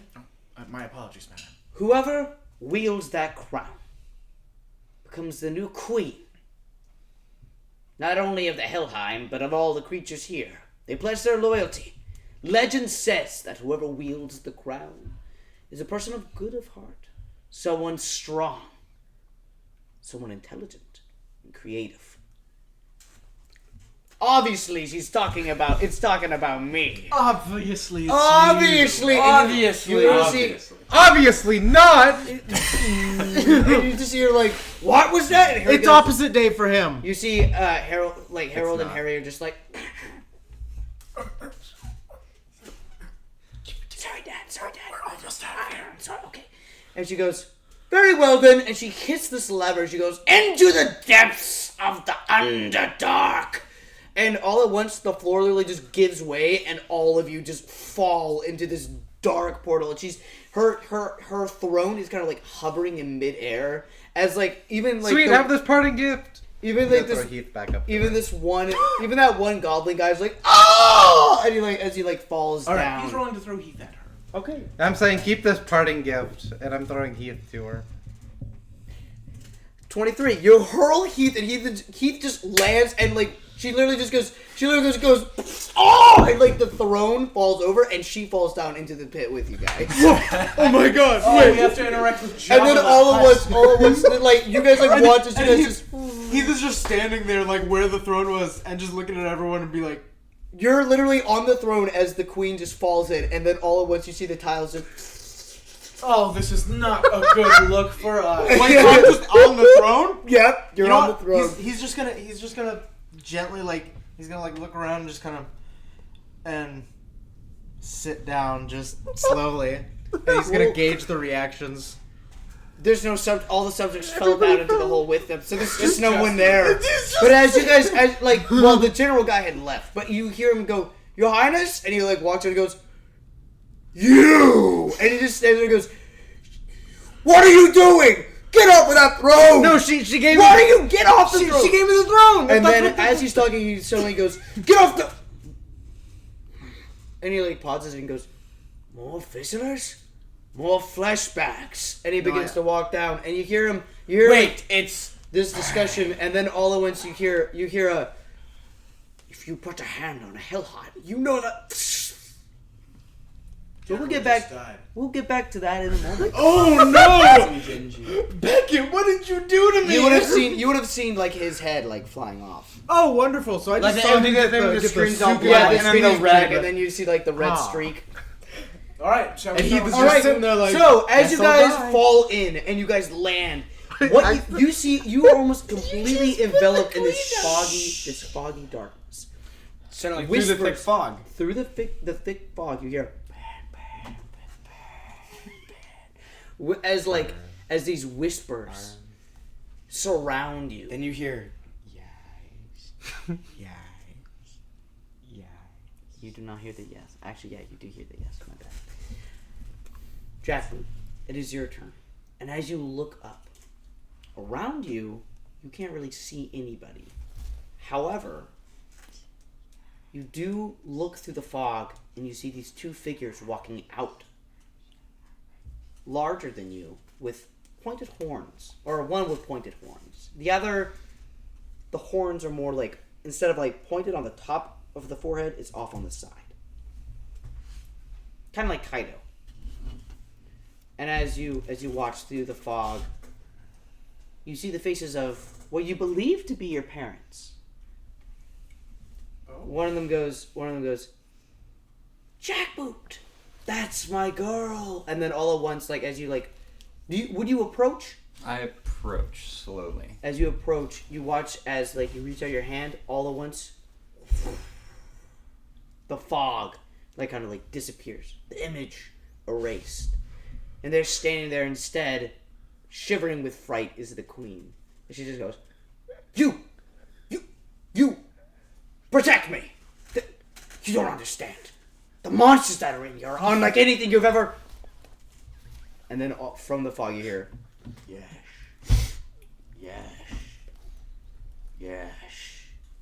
yes. She goes, there may or may not have been an army of the undead that I forgot to mention that it's lives in not this. bad. And then all at once from the fog you hear the... And you hear like the sound of a whip being whipped. And you hear the voice, this chorus of voices go,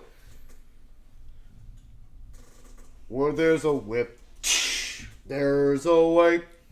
Where there's a whip, there's a way. And I'm gonna shoulder tap Quinn Cook and be like, bro got the wrong kind of master's degree. And you hear, well, I'll get to all you guys in a minute, but you hear as like one of the voices kind of like stack, and this higher pitched voice goes, we don't want to go to war today, but the Lord of the Latch says, nay, nay, nay. And then all at once, you just hear like this whip just going off, and like this massive crowd, this sea of skeletal, zombified creatures of the dead surround you, Jackboot. Well, Me good, specifically? good thing. Well, I don't not have to just deal with specifically Okay. you. It would seem like they surround you, because you can't tell where, like, if they're just in front of you or if they're all around. The voices sound like they're coming from all around. Alright. Do I see anyone who appears to be in charge? Of the undead? No. Okay. You do notice that the ones wielding the whips are skeletal zombified members of Helheim, but other than that, you don't see anything else. Okay. I look over at the captain and say, they're right behind me, aren't they? They're right behind me, aren't they? He's right behind me, isn't he? Quinn Cook looks directly into the camera and goes, bruh. Well, we'll get to all of you guys in a second. When you look to find the captain, you don't see him at the moment. And the queen goes, don't you use that big gun of yours and do something! You're right. How much larger is she than me? How much larger? Yeah. She towers above you. I mean, it's an ogre. She's like 18 feet. Okay. You could throw her. It would be funny. Just throw her into the crowd of the I'm undead. considering it. It would be just genuinely a good idea. No, it wouldn't. I'm trying to build relations here, guys. Alright, Listen. fine. Becca just threw me at the queen. But no, do what your character would do. Quinn isn't near you. Do Yeah, what that's Jackboot fair. would do. Well, So, alright. I pull out my big gun. And how many? There's a lot of them out there. Oh, there's a sea. It's an army. Well, I'm not going to do very much. Good You have a guy. minigun. Yeah, but this is a whole army. I don't have enough bullets. I can just repulse them to a random How location. close are they? They're about the distance from where my car is outside. Oh, to wait. here. I could do something. That's very, Okay, very awesome. you know what? I'm gonna walk right up to whoever's in front, grab them by the bony lapels, and say, "What's your deal?" 29. You pick them up. He says, bang. No, and he like, despite the fact that he's undead, he's like, ah, and he goes, I don't know, I just listened to what the Lord of the Lash says, and we're told to protect that ziggurat over there, and he points to this very ominous-looking ziggurat that is exuding with energy that you just now noticed, and he goes, we are duty-bound as undead to protect it. We are the Underdark army. It is our purpose. All right. Imagine you're my father, and you are passing the family business, which is a ziggurat approaching business, and you need to demonstrate how I can take over the role. Oh, bruh.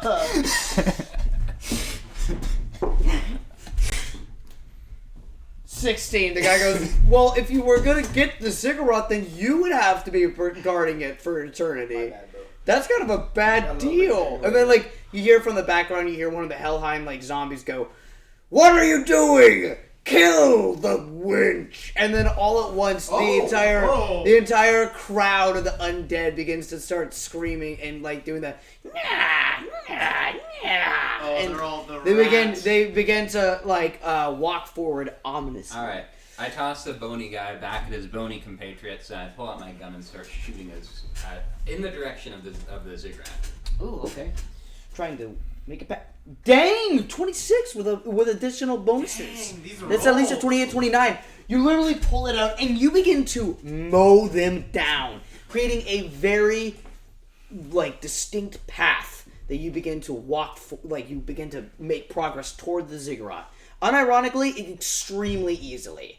Like, even the ones that manage to get behind you and jump on your back, the queen, despite the fact that she's, kind of sucks, she's like, oh, let me help you there, and she'll pick them up, and she'll be like, oh, and she's just eat them, thinking that they look tasty. I imagine, like, from the group, like, are the rest of us, like, grouped up decently, like, closer? Yeah, seemingly. I imagine somewhere for all of us, just off in the distance, there's just flashes of light, like blinking as the of minigun gunshots. spins. Oh yeah, no, and you hear the.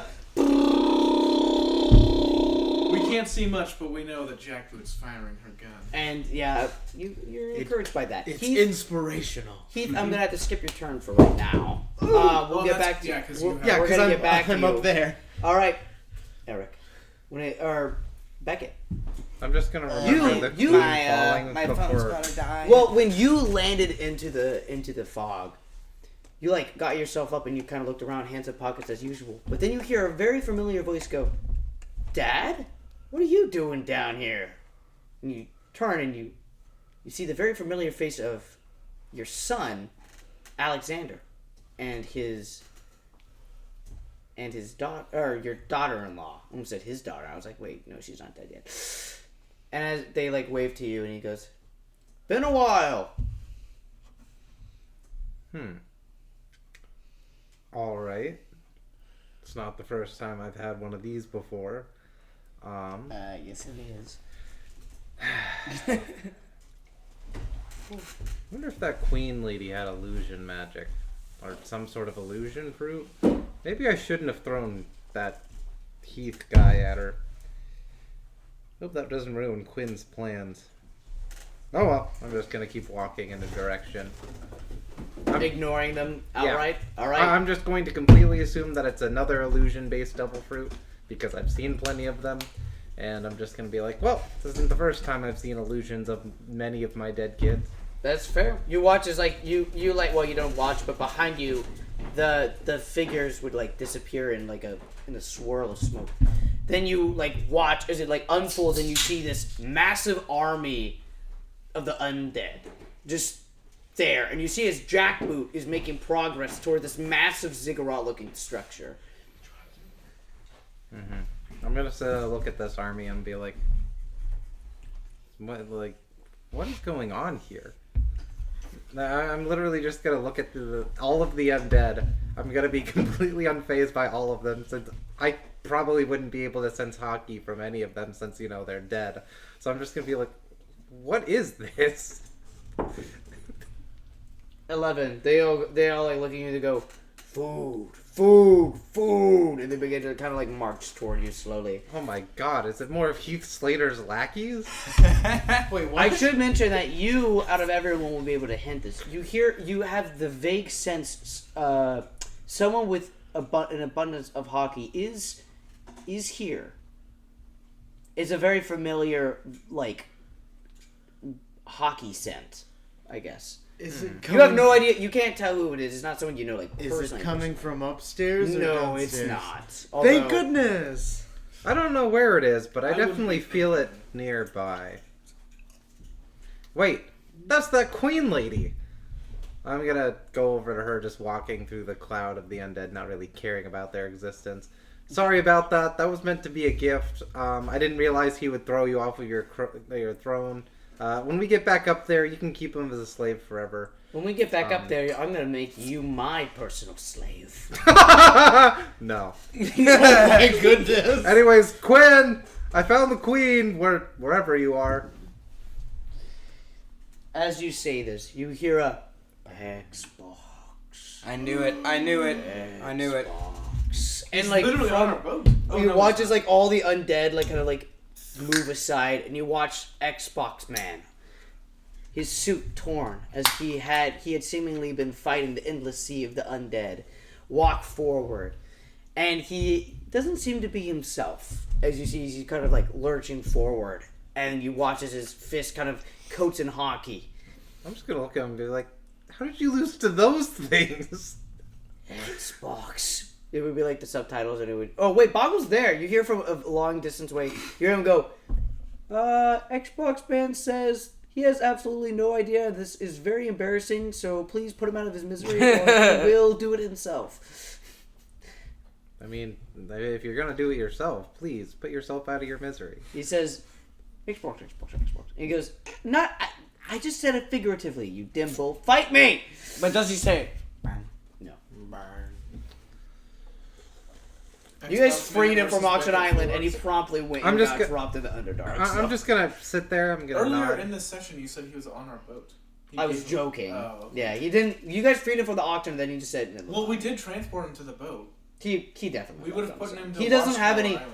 He doesn't have any like contractual obligations to be there with you. So. Well, yeah, but we dropped him off in Watchtower Island, wouldn't we have? Yeah, but you guys, it took you a while to get to like just turning That's- around. fair So enough, it's been several days. I'm just gonna sit there. I'm gonna nod to myself a little bit and be like, I don't want to do this. Spade, there's somebody strong to fight. Where? Well, come here. Let's roll and see if Spade shows up. 16. You yell out, and Spade does hear you, but he's on his way. He has to. And I'm just gonna stand there. I'm gonna wait. I'm not gonna fight Xbox Man. The zombies really can't do anything to me. So I'm just. You're just standing there. Don't worry. Somebody's coming. Paul. Or bang. Yeah. It is your turn. You, as you look around in the fog, you would hear a very familiar voice go, "Is that my favorite student?" And you see the vague shadow of your ethics professor at DFU. Sir, Devil Fruit University. it's been a long while. Too long, my friend. Where are you? I wish to speak with you. Come here. Yes, sir. As you run forward, the fog just goes. And instead, in its place, you see Harry, Harold, and Owlie all back to back. Several skeletons coming forward. And you see Owlie on his hind legs with his fists up going and smacking some of the skeletons. Harry and Harold fighting back to back, swords out, kind of going like just taking down a couple of them. But you see that there's quite literally an undead flood. So, my boys, you're so beautiful. I love seeing you fight together and get stronger. Harold, take notice of this next attack. I'm going to use all 3 rolls, and since I'm protecting them, would I get a captain bonus? oh yeah. Okay. I'm going to just, like, start floating in the air, and I'm going to be like, copy, light mode, supernova, and then lasers of light are just going to go flying everywhere, trying to get as many of the undead army as I can. Alright, and that's all 3 rolls, and then it's your devil fruit. What was your upgrade again for? Oh, HP. Yeah, HP. just Okay, HP. yeah. So it's just 11, plus 11. Yep.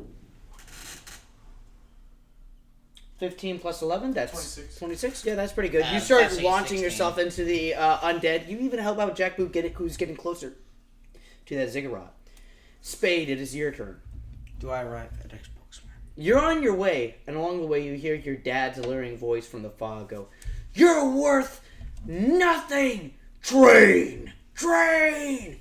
And then you hear, "You're a piece of garbage. I never should have had you." And then you hear, the last thing you hear before you like break out of the fog is, "Fight me. I dare ya, boy." And then you just break through the fog and you see Xbox Man kind of like go, like lurching forward toward Becca, who's just vibing. You're gonna be like, no! I'm gonna be like, Xbox Man, my G! I'm gonna be like, what happened to you? And then I'm gonna do the, do you really want to fight, or is this like your zombie mode talking? Like, You hear Xbox, and then Boggle goes, "Actually, this was all a facade." And you watch it, he goes, strange attack, and he goes, nice! He goes, "I actually just really want to fight you." Okay, so how about we don't destroy this entire That was area? translated. He didn't say it in like English. Okay. Huh? How about we don't destroy this entire area and we go somewhere else? Why does it matter? It's just a bunch of undead people. Yeah, except, so, there's a thing called respect, and my captain's trying to gain that with the queen. So, how about we go to the beach? Don't worry, Okay. I'll keep her alive. There isn't a beach in the undead. You know what? There's an abandoned village over there. How about we go fight there? Sounds good. That was all translated from Xbox. Shout out Boggle. Boggles go, "I'll just follow you." You're not even here. You were on the ship. No, The Boggle Boggle's came there. with. Okay. He's like, "I'll just translate for you while you..." All right, let's go, Xbox Man. And then you guys like walk off. You Okay. guys like stand. It does like the thing where like the fog kind of like swirls around. Let me go through my devil fruits real quick. The undead make a circle around. Yeah, the undead start chanting. Also, can Harold have an attack after him to like replicate what I did? That's kind of what I was directing him to do. You were using which fruit? Well, I used the light, but I gave him the flare. So I want him to Yeah, you went replicate Herald that. to be able to pull that up. All right. And he would get my captain bonus since I was like, "Yo, do this." Okay. Okay. Starting it off, I am actually going to try and use the swords in this fight. And I'm going to take them out, and then it's going to do like the Armin thing where I'm like thinking inside my head, and it's going to do like, I've heard rumors that he can finish off his opponents with one hit. And then he'd do the thing, and he'd do the, if I use my swords correctly, I could keep him at distance. And then he'd do he's going to be like this, he's going to go, and then, and then I'm going to, Stands. and then I'm gonna like take a deep breath, and then it's gonna like do the thing where like infuses with hockey and like the swords, and then I'm gonna actually use my diamond fruit to like cover my swords with like a diamond layer. You know what I mean? Mm-hmm. And then I'm gonna wait for him to do the first move, like because it's obviously gonna. And I'm gonna like slip past it and try to clip him. All right. Do I get a plus 10 bonus? Devil fruit and strategist. I mean, yeah. Sure. I mean, with the 16, you do the thing where you take your stance and you wait. Yeah. And it does this thing where you go, "If I wait just now," and it does the thing where his fist was Yeah. inches away Yeah. from your face. and you literally like you pause, and it literally does like an imprint almost onto your like your face. Literally just is with the pure concussive force of the wind. Yeah. It literally knocks you back several feet as you like skid to the ground, and you do the. He was so fast, and Xbox Man does the Xbox, and he like puts his head in. Buggle goes, he's highly impressed. Okay, I'm gonna be like, keep him at distance, and I'm gonna like clap my hands and make a hand fruit with a bunch of different hands, and it's gonna do the. I don't know. I'm gonna use like all of these bunches of different hands to like make a massive earthquake, like the normal one, but like tenfold with my shatter. And this has a +5 now, if I'm not incorrect. Yep.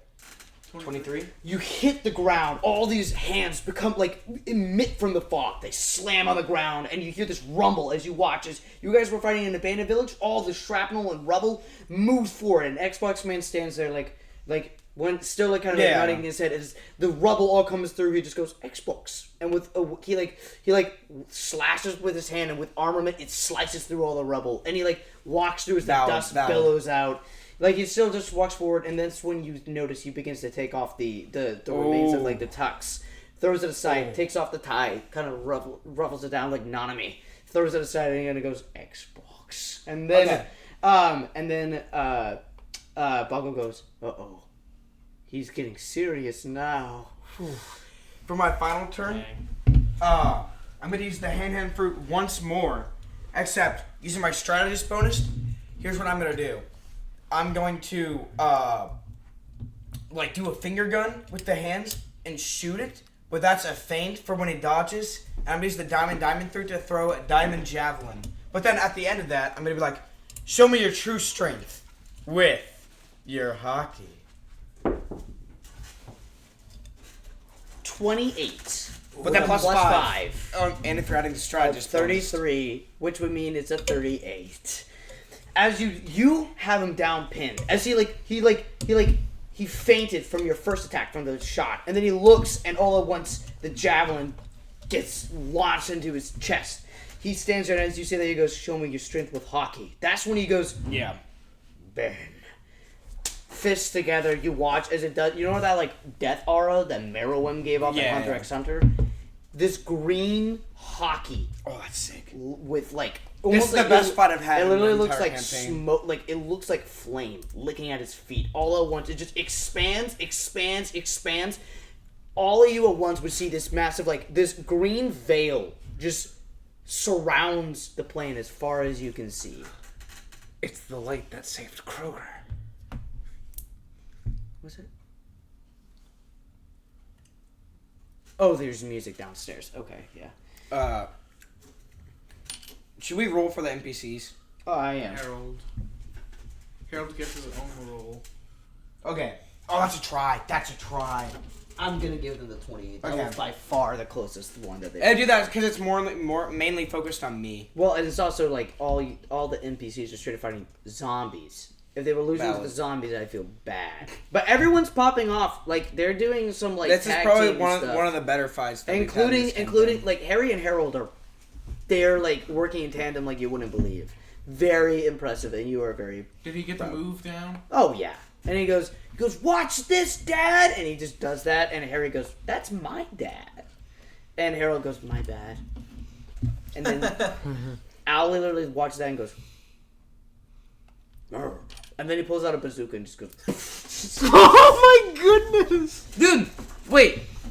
He's gotta have like some creation fruit or some shit, bro. All right, Jackboot. As it is your turn, at this point, with not only such a good roll by like the NPCs, but your rolls from before, they notice that you're going for the ziggurat, and all at once, Dr. Spectre actually went with you, and he stands beside you as he looks out, and it hands him pockets like as like one of the guys come forward with one foot. He kind of like he does like a Sanji like kick, knocking him down. And he goes, "We're by your side, Jackboot. Get to that ziggurat. It's clear that whatever it is that we're looking for has to be there."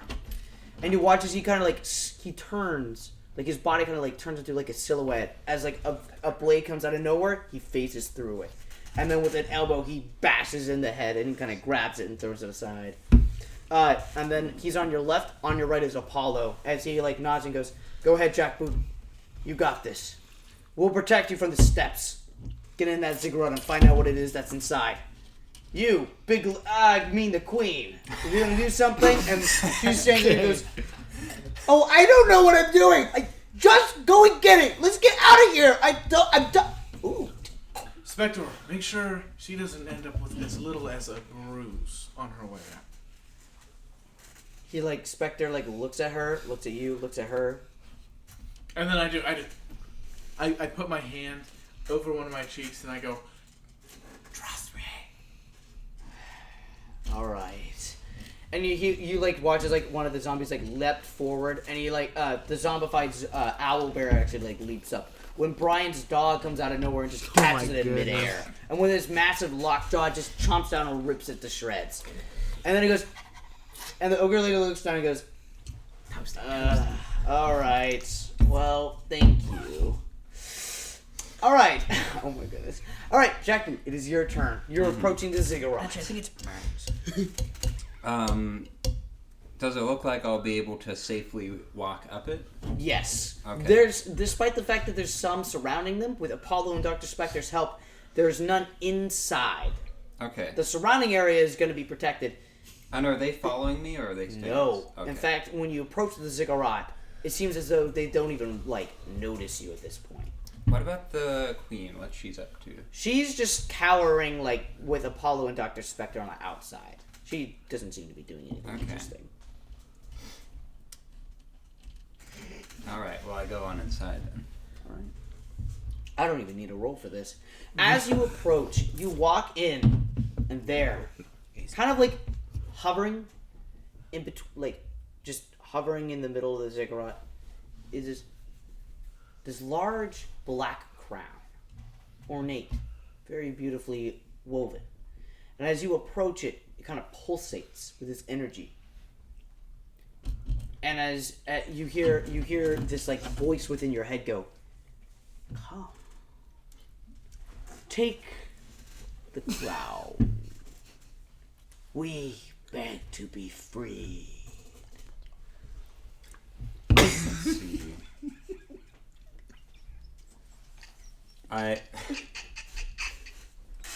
It's not funny.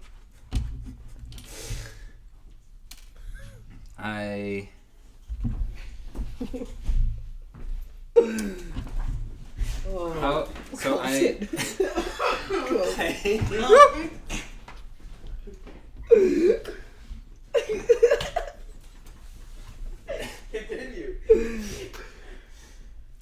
call down to Dr. Spectre and say, come up here. He rushes up and he looks and he goes, what? What is it? And I'm looking at the crown and I say, tell me again, because he was there when we talked to the queen. Tell me again the legend of this crown. Well, she didn't say too much other than the fact that this crown is from the ancient civilization that used to be here in this village. Helheim ruled with this crown, and it's very important in getting not only us out of here, but controlling this undead flood, or stopping them at least, and freeing this curse. Alright. Not looking at him, but staring at the crown, I say to myself, partly to him, partly to myself,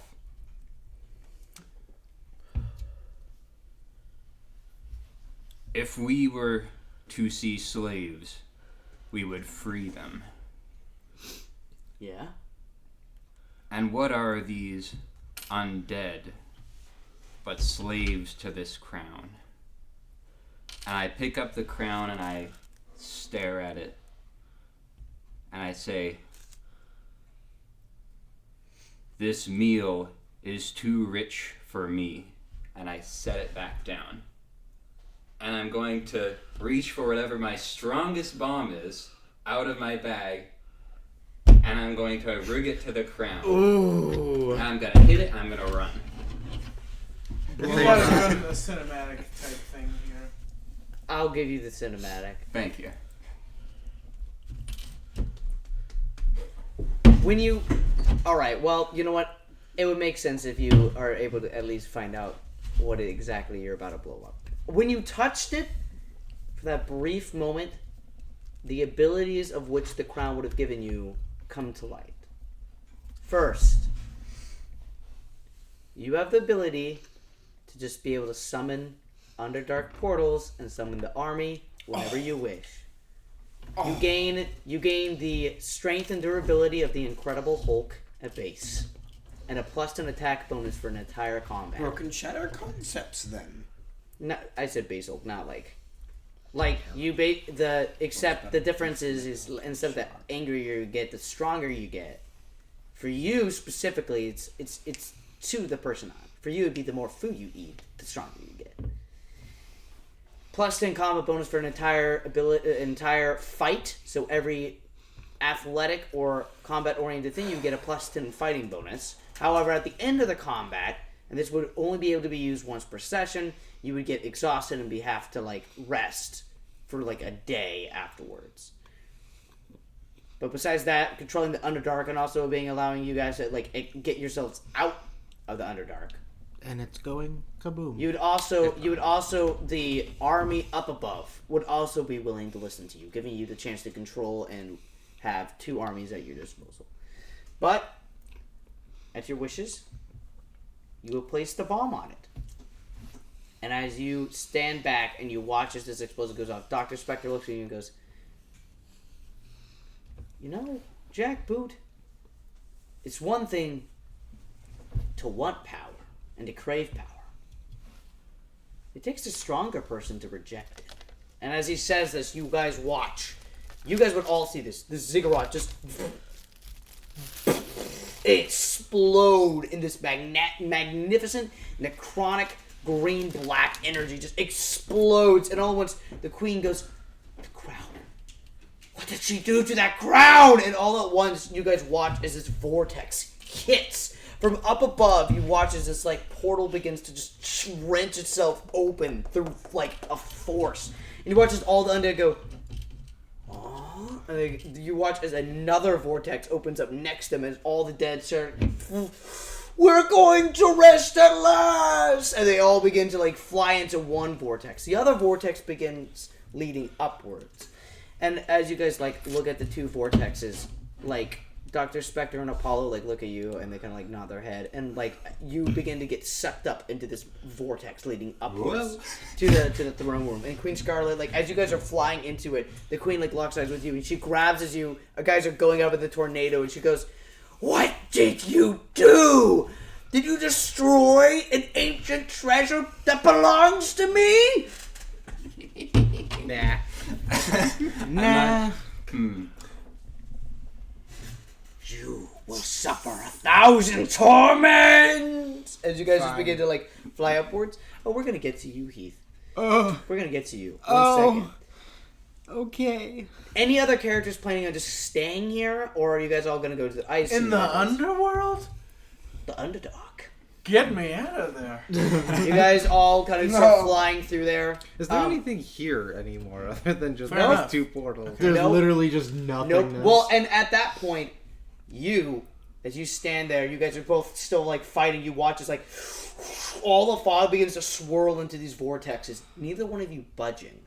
You both just stand there. The veil is still there as I was about to say, I'm not leaving this until there's a proclaimed winner, bro. Xbox Man kind of I'd be like, oh, I stabbed you. Okay, let me leave. He stands there as you guys your cape billowing. It flies off, and goes That's into the cinematic vortex. right there. And Xbox Man stands there and goes, when Boggle's I can't hold on, and he goes into the portal. Xbox Man goes, with him gone, we can actually have a conversation. What? And he goes, let's see just how strong you are, son of hornets. When he says that, I'm gonna throw off the cloak and take off my shirt, revealing the tattoo that Craven gave me. He knows. And it's the Netero versus Meron thing when he you know what I mean, when he takes him seriously and stuff. We'll get back to you. Okay. Heath. Oh, wonderful. Starting back for that moment. Yeah, now, he's... To them, time is different. Yeah. So to you, it doesn't seem that very long from when they're going to pull up. But right before they do pull up, you watch as 6 figures walk into the room. It's the Veggie Pirates. Yeah, and Heath Slater's just sitting on the throne, why he watched the general's head just get chopped off by this force. I should have mentioned, the Veggie Pirates, when you guys were, talking with them, they kind of, exited the premises. But now I'm assuming they're, waiting at the gate for us. They were. They probably were. wouldn't have jumped it. They don't seem that. As these 6 figures approach, the veggie pirates follow in after them, holding in their hand several wanted posters. And they go, well, this isn't like a real deal. Oh, there's just one of them. And he's just kind of sitting like Sukuna does usually on his throne, just like one hand. John Cabbage stands there and he goes, maybe this was the wrong idea, but I heard you guys were looking for them. And if there's one thing I know not to mess around with with your particular pirate crew. Look, let me get one thing straight with you, bucko. We are not pirates. We are the new Navy, and we strive for justice, honor, and liberty. We are no mere pirates. Look, get that much right. It's not going to make much of a difference once you're captured and I get paid. My bounty's already been paid. But considering all of them went to Underdark, and knowing Jackboot, there's a very high chance that she's going to destroy that crown. Meaning, there's a very high chance that none of your friends are going to come back at... The false fruit comes to play. That never happened. He goes... That's the retcon. It's called the false fruit. Yeah, and he kind of like smiles evilly to himself and goes, well, Jackboot forgot a lot of things, one being the fact that I'm a pretty selfish guy. I heard that a specific pirate crew was looking for you guys. Are you bad-mouthing my mother's memory? Because that sounds like what you're doing. Your mom! Oh! Oh! Oh my! I think I might be sick! And he goes, oh, Mitch. Oh, that guy. Well, look. These guys are apparently old friends of yours, so I'm gonna skedaddle. And he, walks out. He goes, I'm sure my payment's at the bridge. Before he leaves, he tries to throw a spear at him. At Cabbage? This is to Cabbage, right? Yep. You throw the spear, and one of the guys, he walks past and he just catches it as it passes it by. And he throws it aside. Now, this figure that's walking forward, you don't recognize him in particular, but you recognize the symbol of the grinning skull. This is from the same pirate crew as Meyerson and Jinji. I knew one of the. I knew this guy in particular is bald. He looks very similar to you don't know who Netero is, but he has the type of earlobes, massive ears, a pug nose, bald with a. You mean Nell? Yeah. You said Netero. Yeah, Netero. He would look like Netero, but he also but with the ear, Netero has those massive ears. It looks like Netero's massive ears. How close is he? He's walking closer up to you. Probably in between. He is wearing what looks to be what a boxer would wear to a fight with a robe. And as he approaches, he kind of goes, all right. Over that. That's, I heard a lot about you, Heath, but, I'm gonna be honest, you don't seem that important. Really now? You actually look kind of weak to me. Truth is, there's something else on this island that we want, and the only way to get it is, by destroying the place. I believe it's down below into the depths of the castle, stowed away for specific reasons. So, collecting you is just a side objective. So down there, right? Oh, we're going to still capture you. But yeah. So you're going down there? We were, but since we got a 5-star bounty here, might as well cash in. Look, we understand. We understand that you managed to surprise Xbox Man. Hold on. I want this to be a fair fight. So just all of you group up, just kind of in front of the throne, and I'll get going. What? I want it to be a fair fight. So all 6 of you guys that came in here, just group up in front of me, and I'll come at you when I'm ready. They all laugh, and they all stand to the side, besides this guy. He takes off the boxing robe and he throws it aside, revealing his very impressive and fine physique. And he rubs his shoulder and goes, "Tell me, have you heard of the former god of Skypia?" Nope. And he pulls the lever. Oh, there's not a lever. I thought there was one. Well, for the pit. He's gonna just put him in there. Yeah. He's like, nope. We would switch places. Yeah. 10.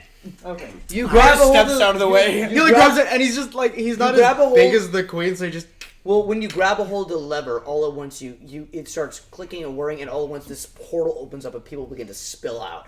And Bonka, this guy's name is Bonka, and he looks over and he goes, I meant to "What do that. the?" And he turns and looks at you and goes, "Oh, never mind." He goes, And as "Fight me like a man." And as he's confused and dazed, he's gonna jump up, and his fist is just at his face already, and he's gonna pummel him. That did touch the chair. It was a 25. But rules are rules. Was interference. Yeah. You're dead. You rush forward and goes, "You should have listened, as I was saying." And when you throw that first punch, catches, turns you around, backhands you, grabs you around the throat and begins to lift you up, and he begins to just choke you with his bare hands. Yeah, and he's like trying to punch down, and he's like, He goes, "Look, I heard rumors that you might have killed a Blaymore brother. 2 of them. 2 does not matter to me. I am from a race of gods. I am the brother of Enel, former god of Skype." Pocket sand! And he's gonna throw it in his face. 1, unflinching. He just stands there when you throw the pocket sand, and he looks at you. He looks at you and he goes, "This is gonna be fun." And that's when he wraps his arm around your, putting your neck down. He grabs a hold of your arm and goes, "Let's see how long it takes before you scream." And he grabs a hold of your wrist, snap, breaks your wrist specifically. And he goes, "You got 10 more fingers, 10 more toes, a couple other things I can break." And he after he broke it, he grabbed a hold of the broken wrist, slung you around, and he literally breaks the throne that you were standing on with your body, and he throws you aside and goes, "Not so impressive, are you? Just like I thought. You're no match for a god." And he just. And he gets up. You know, it's not. Oh. God. It's not really about the, impressive stature or amount of muscles or anything like that. You know, Bomello, Ike, Richard. I've kept going. I've stood back up. If you roll a 1, I'm gonna start dying, dude. Yeah. The one thing I've learned, it's not all about the power. It's just about not giving up.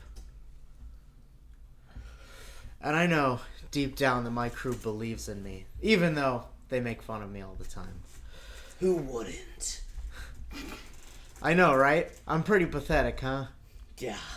But everyone loves an underdog. And he just goes for a punch and just tries to unlock that armament hockey again. 8.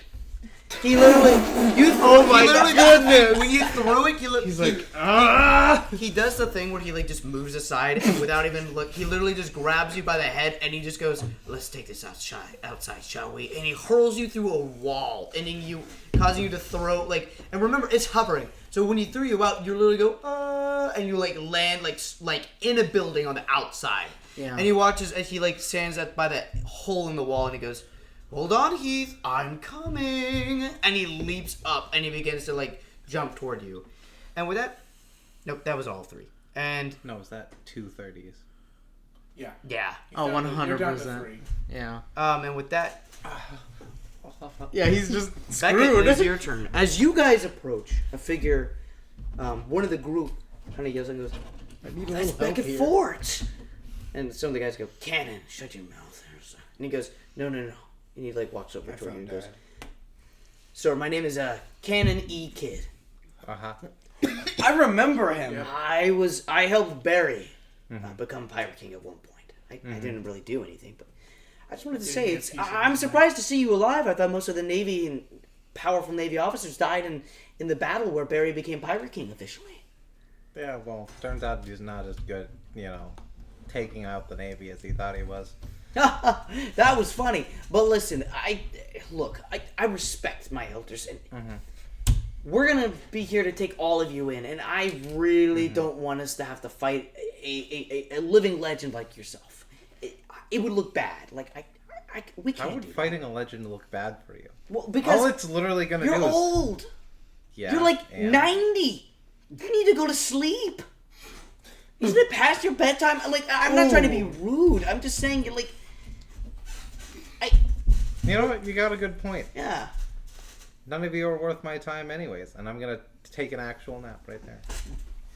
And you just hear, Beckett, I need help from Heath. Nice. 27. Yeah, you just take it out. Yep. You're gonna conserve your rolls.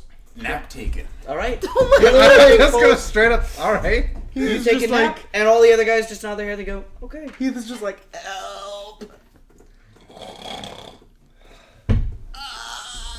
All right. Dang it. Yep. This Why did it Captain, be it him? is your turn. Okay. Immediately, Jackboot, would you have communicated to us what you did with the crown in the time between rifting? Oh, yes. When I... actually, where were you in relation to... I was decently close-ish because I helped make a path for you. Like I was somewhat in the area, not like necessarily very close, but I was around. Well, I would have at least bumped into you while we were getting That, sucked and I'm pretty off. sure the Queen's rampant shouting would have been. I would say, sorry, Captain. The crown wasn't there. Dude, that's so loud. That's destroyed them. Okay, so immediately, I beeline towards the Queen, and I go down on bended knee again. I bow my head. Madame, it seems as though we have failed. Right here, right now, I'm here to take all of the backlash. Everything that you want to do or say to your slaves, right here I'm offering myself instead.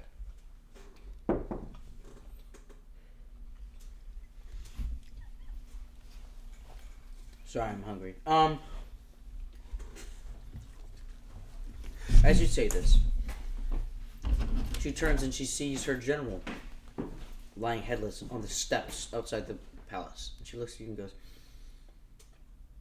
"Who did?" And then all at once, both heads go off. As one of the four figures that stood off in the shadows leapt forward, blades back in scabbards. You see a Helheim, but so covered in scars, you can barely tell, like, you can't even barely see the face. You can just see two dark pupils. Whoever this is, no hesitation. Had some sort of business with the Queen. And now, she's a dead. She's a dad? Alright. Would I know that this is a Helheim?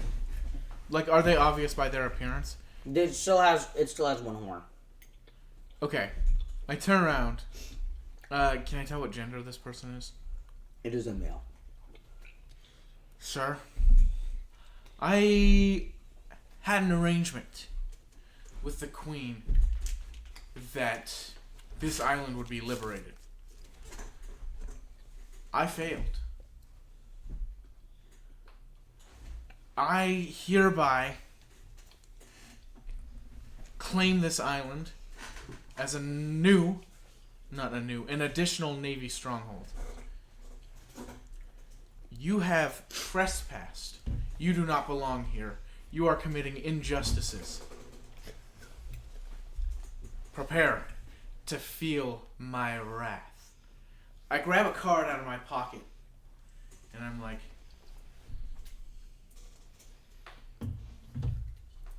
when aces are low, the king's the highest card. I would flip the card, and it's a king of spade. Yep. And I just chuck it, and I try to pinpoint it into his head. Magician bonus. Let's go. Hasn't been used in a while. 27 with a +3 gets a 30. Nice. All at once, he just stands there and psst. You mess with the underlings, you get the king and his wrath. He pulls the card out of his skull, bleeding. And he throws it aside. And without a word, both blades begin to get drawn a second time. Without a word, he takes a fighter's stance. Both blades like underhand. As he stands there in position, just watching you. All right. Blood just trickling down his forehead. I address my men. We are here. We have a common enemy. We take this crew out. But remember, we are not judge, jury, nor executioner. Our job is to take them captive, and remember that. We aren't here to kill, steal, or destroy. I have hereby taken this island.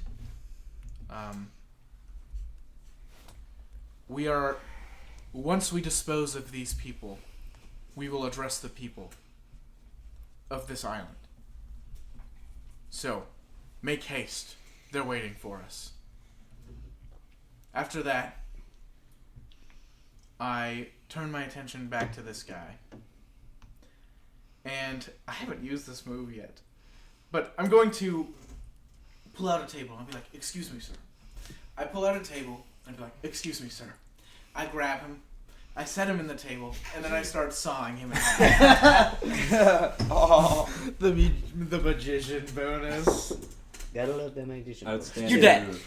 You go, "Excuse me, sir." He goes, "No." And he Valid. Completely it does the valid. thing Did where he talk? Did he actually say No. He, as you approach with the table, all at once it does the thing where you're standing there and you go, "Here," and then all at once the table just gets shredded. Just in shreds. And then as you stand there, you do the, and then you feel like the sting of a blade. There, all over your face. And all at once your face just explodes with a million cuts. Not literally a million, but you just... And the figure just is right behind you. Flexes, blood just thrown off the blades. And as you stand there, it does the thing when you're standing there and your face is the explosion thing of blood, and Harold and Harry both go, "Dad!" You gotta get him out of there. And the kid does the figure just does the and side eyes eyeing them. Owlie's right in front, and unlike normal, Owlie's doing the classic a paternal bear growl, just You gotta get them out of there. I just look at him and I tell Allie to protect them. He grabs both, puts them on his back, and and he tries to run away. Cannon E Kid sees them running off and goes, "Well, we can't have that, can we?" And you see him trying to do trying to We run should after have the them. numbers for this.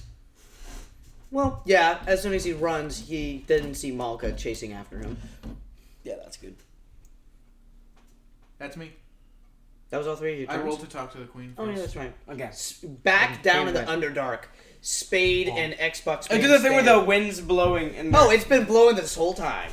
and do the thing where the tumbleweed and the Xbox do the Xbox and then No, he's talking normal now. And he Oh, yeah, goes, you can do that. he How stands the heck there, did that get done? arms crossed, and he goes, "You know how embarrassingly long I've had to hold up this facade that I can't talk normally?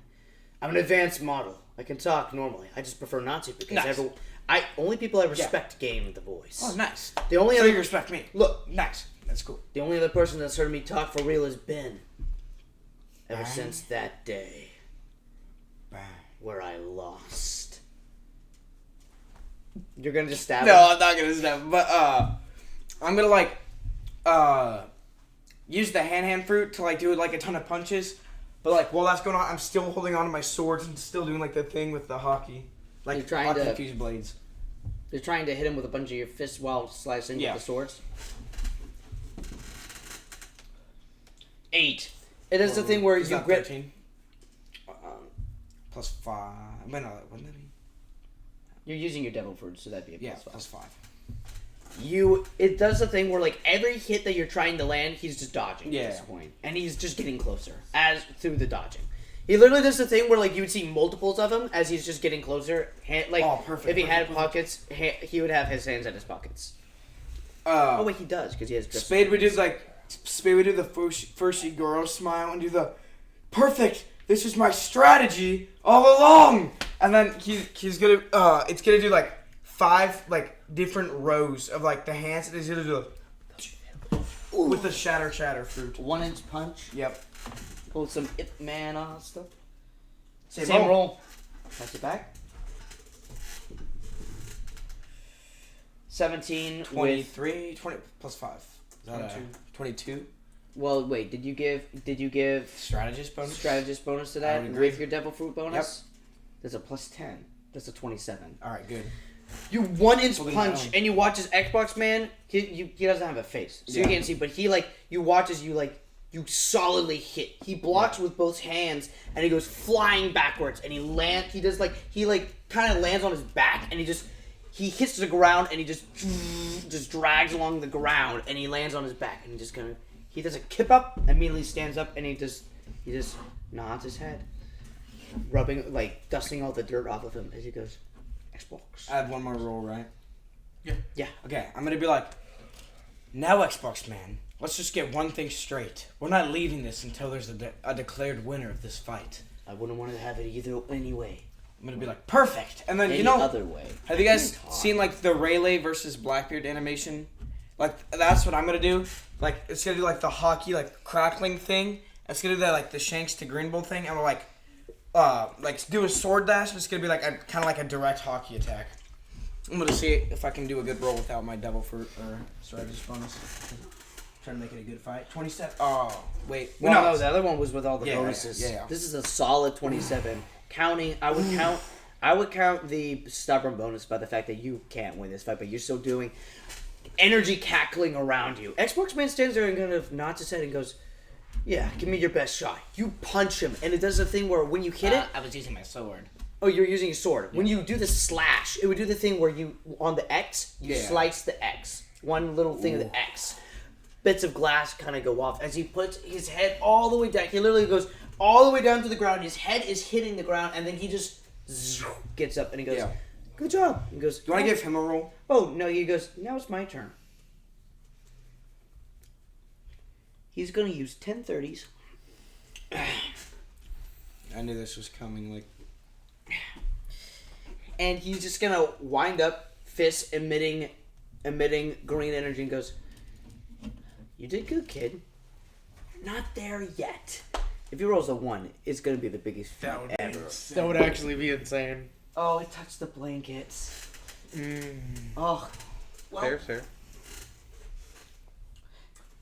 29 with a plus 10. Every 30 is a plus 10, right? That's yep.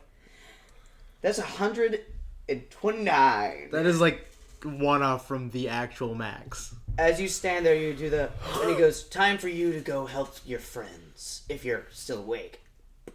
Then it's a white light, and next thing you know, you wake up and you're in that vortex, just I was flying never in the vortex.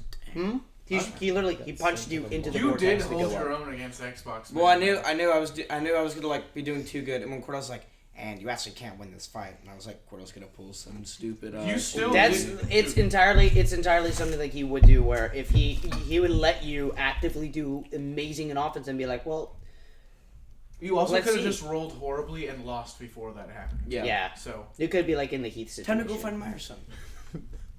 Oh. I'm going to do it. I'm getting my proof. I'm just gonna If walk I up and see- stab him. if I see him come out and basically unconscious, I'd be like, Spectre. Yeah. Well, no, you see him. He literally pulls up, and then the vortex kind of closes. Xbox Man flies out at the last second, and then just. I need to go find Myerson to get He my dusts food back. himself off, and then nods to you, and then just walks off. Oh, give him an acknowledging wave. Actually, wait. Let me think. Wait, you're fighting one. He's fighting one. Cannon's fighting Malka. There's 3 more. The other three will definitely just stand there and watch as Xbox Man left. Everyone knows who he is. All right, James, it is your turn. Holy cow, James is back. Oh, yikes. All right. So, Jackboot just got pulled up back to the surface, right? Mm-hmm. Okay. So at this point, she's starting to remember some unsavory things about the John Cabbage in question. And, she doesn't know where it went, does she? You could yell out and Okay. ask Heath. Oh, wait, no, he's in the village just getting his butt whooped. Yeah, although... Beckett. Is Heath still in the room? No. No, Okay. he's in like a house in the village that got like basically his first fight with Bomello in the one Right, he shot. got put through a wall. Yeah, like he got punched Okay. into a building. So, okay. So she is back in the throne room and looks around and just sees a bunch of bounty hunters. And And a sleeping Beckett. Wake him up. Wake him up. I'm thinking whether I should try and wake him up. He is rather hard to wake up. I'm just going to run out through the hole in the wall and look around, because I know John came in with us, but he sure didn't follow us down. And I'm trying to, where Did John go? 23. You can see him walking down to the gate. The rest of his crew are kind of all walking after him, kind of skipping. They're like, "We did it! We did something! We're gonna be rich!" I'm so Okay. glad we turned in Jackboot's new crew. Yeah, they were Even though saying they it didn't so even loudly. capture Heath Slater, Heath's just getting his butt kicked. Yeah. But they're like, our work here is done. Even though he's not I'm gonna even go fetch captured Markson. fully. Alright.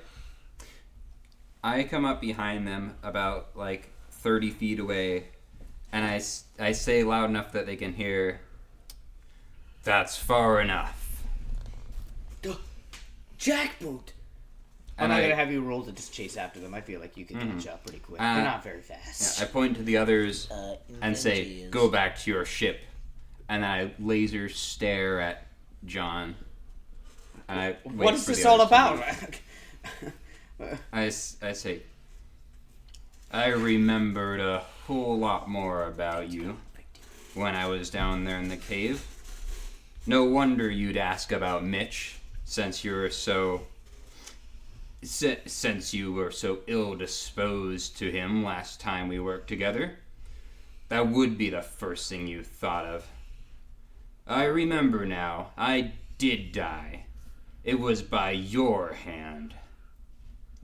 Well, yes, I did leave you to die on a massive tide pool island where there were sinkholes and you suffocated, and I watched you suffocate, and when you tried to get out, I stabbed you. But look, Jackboot. It's all in the business. We're pirates. Well, I was. It kind of goes along with the territory. You can't trust everybody. No, sir. You can't trust everybody. And I have my hand hovering by my hip, and I say, You watched me sink, John. You didn't bury me deep enough. I'm gonna pull out my gun and shoot him." Ooh. Oh, that touched the chair. Oh, thank goodness that was sad. 20. You pull out the gun. Boom! When you did it, he did it too, and bullets whizzed by both of your guys' Unshot cheeks. first.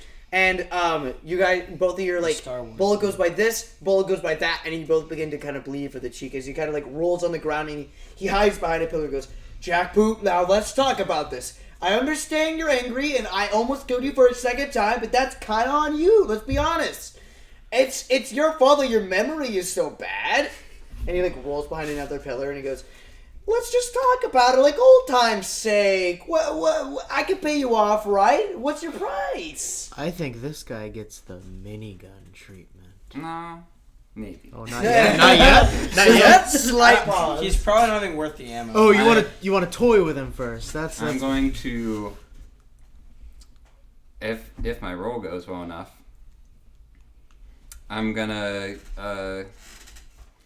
run up and grab him and say, "This is how you bury a body," and I'm gonna shove him into the ground as hard as I can. Oh. Tank bonus. And a plus insanity, please. Okay. Nope. That is that would be a +7. That's an 18. You pick him up and you drive him into the ground, begin to push him down.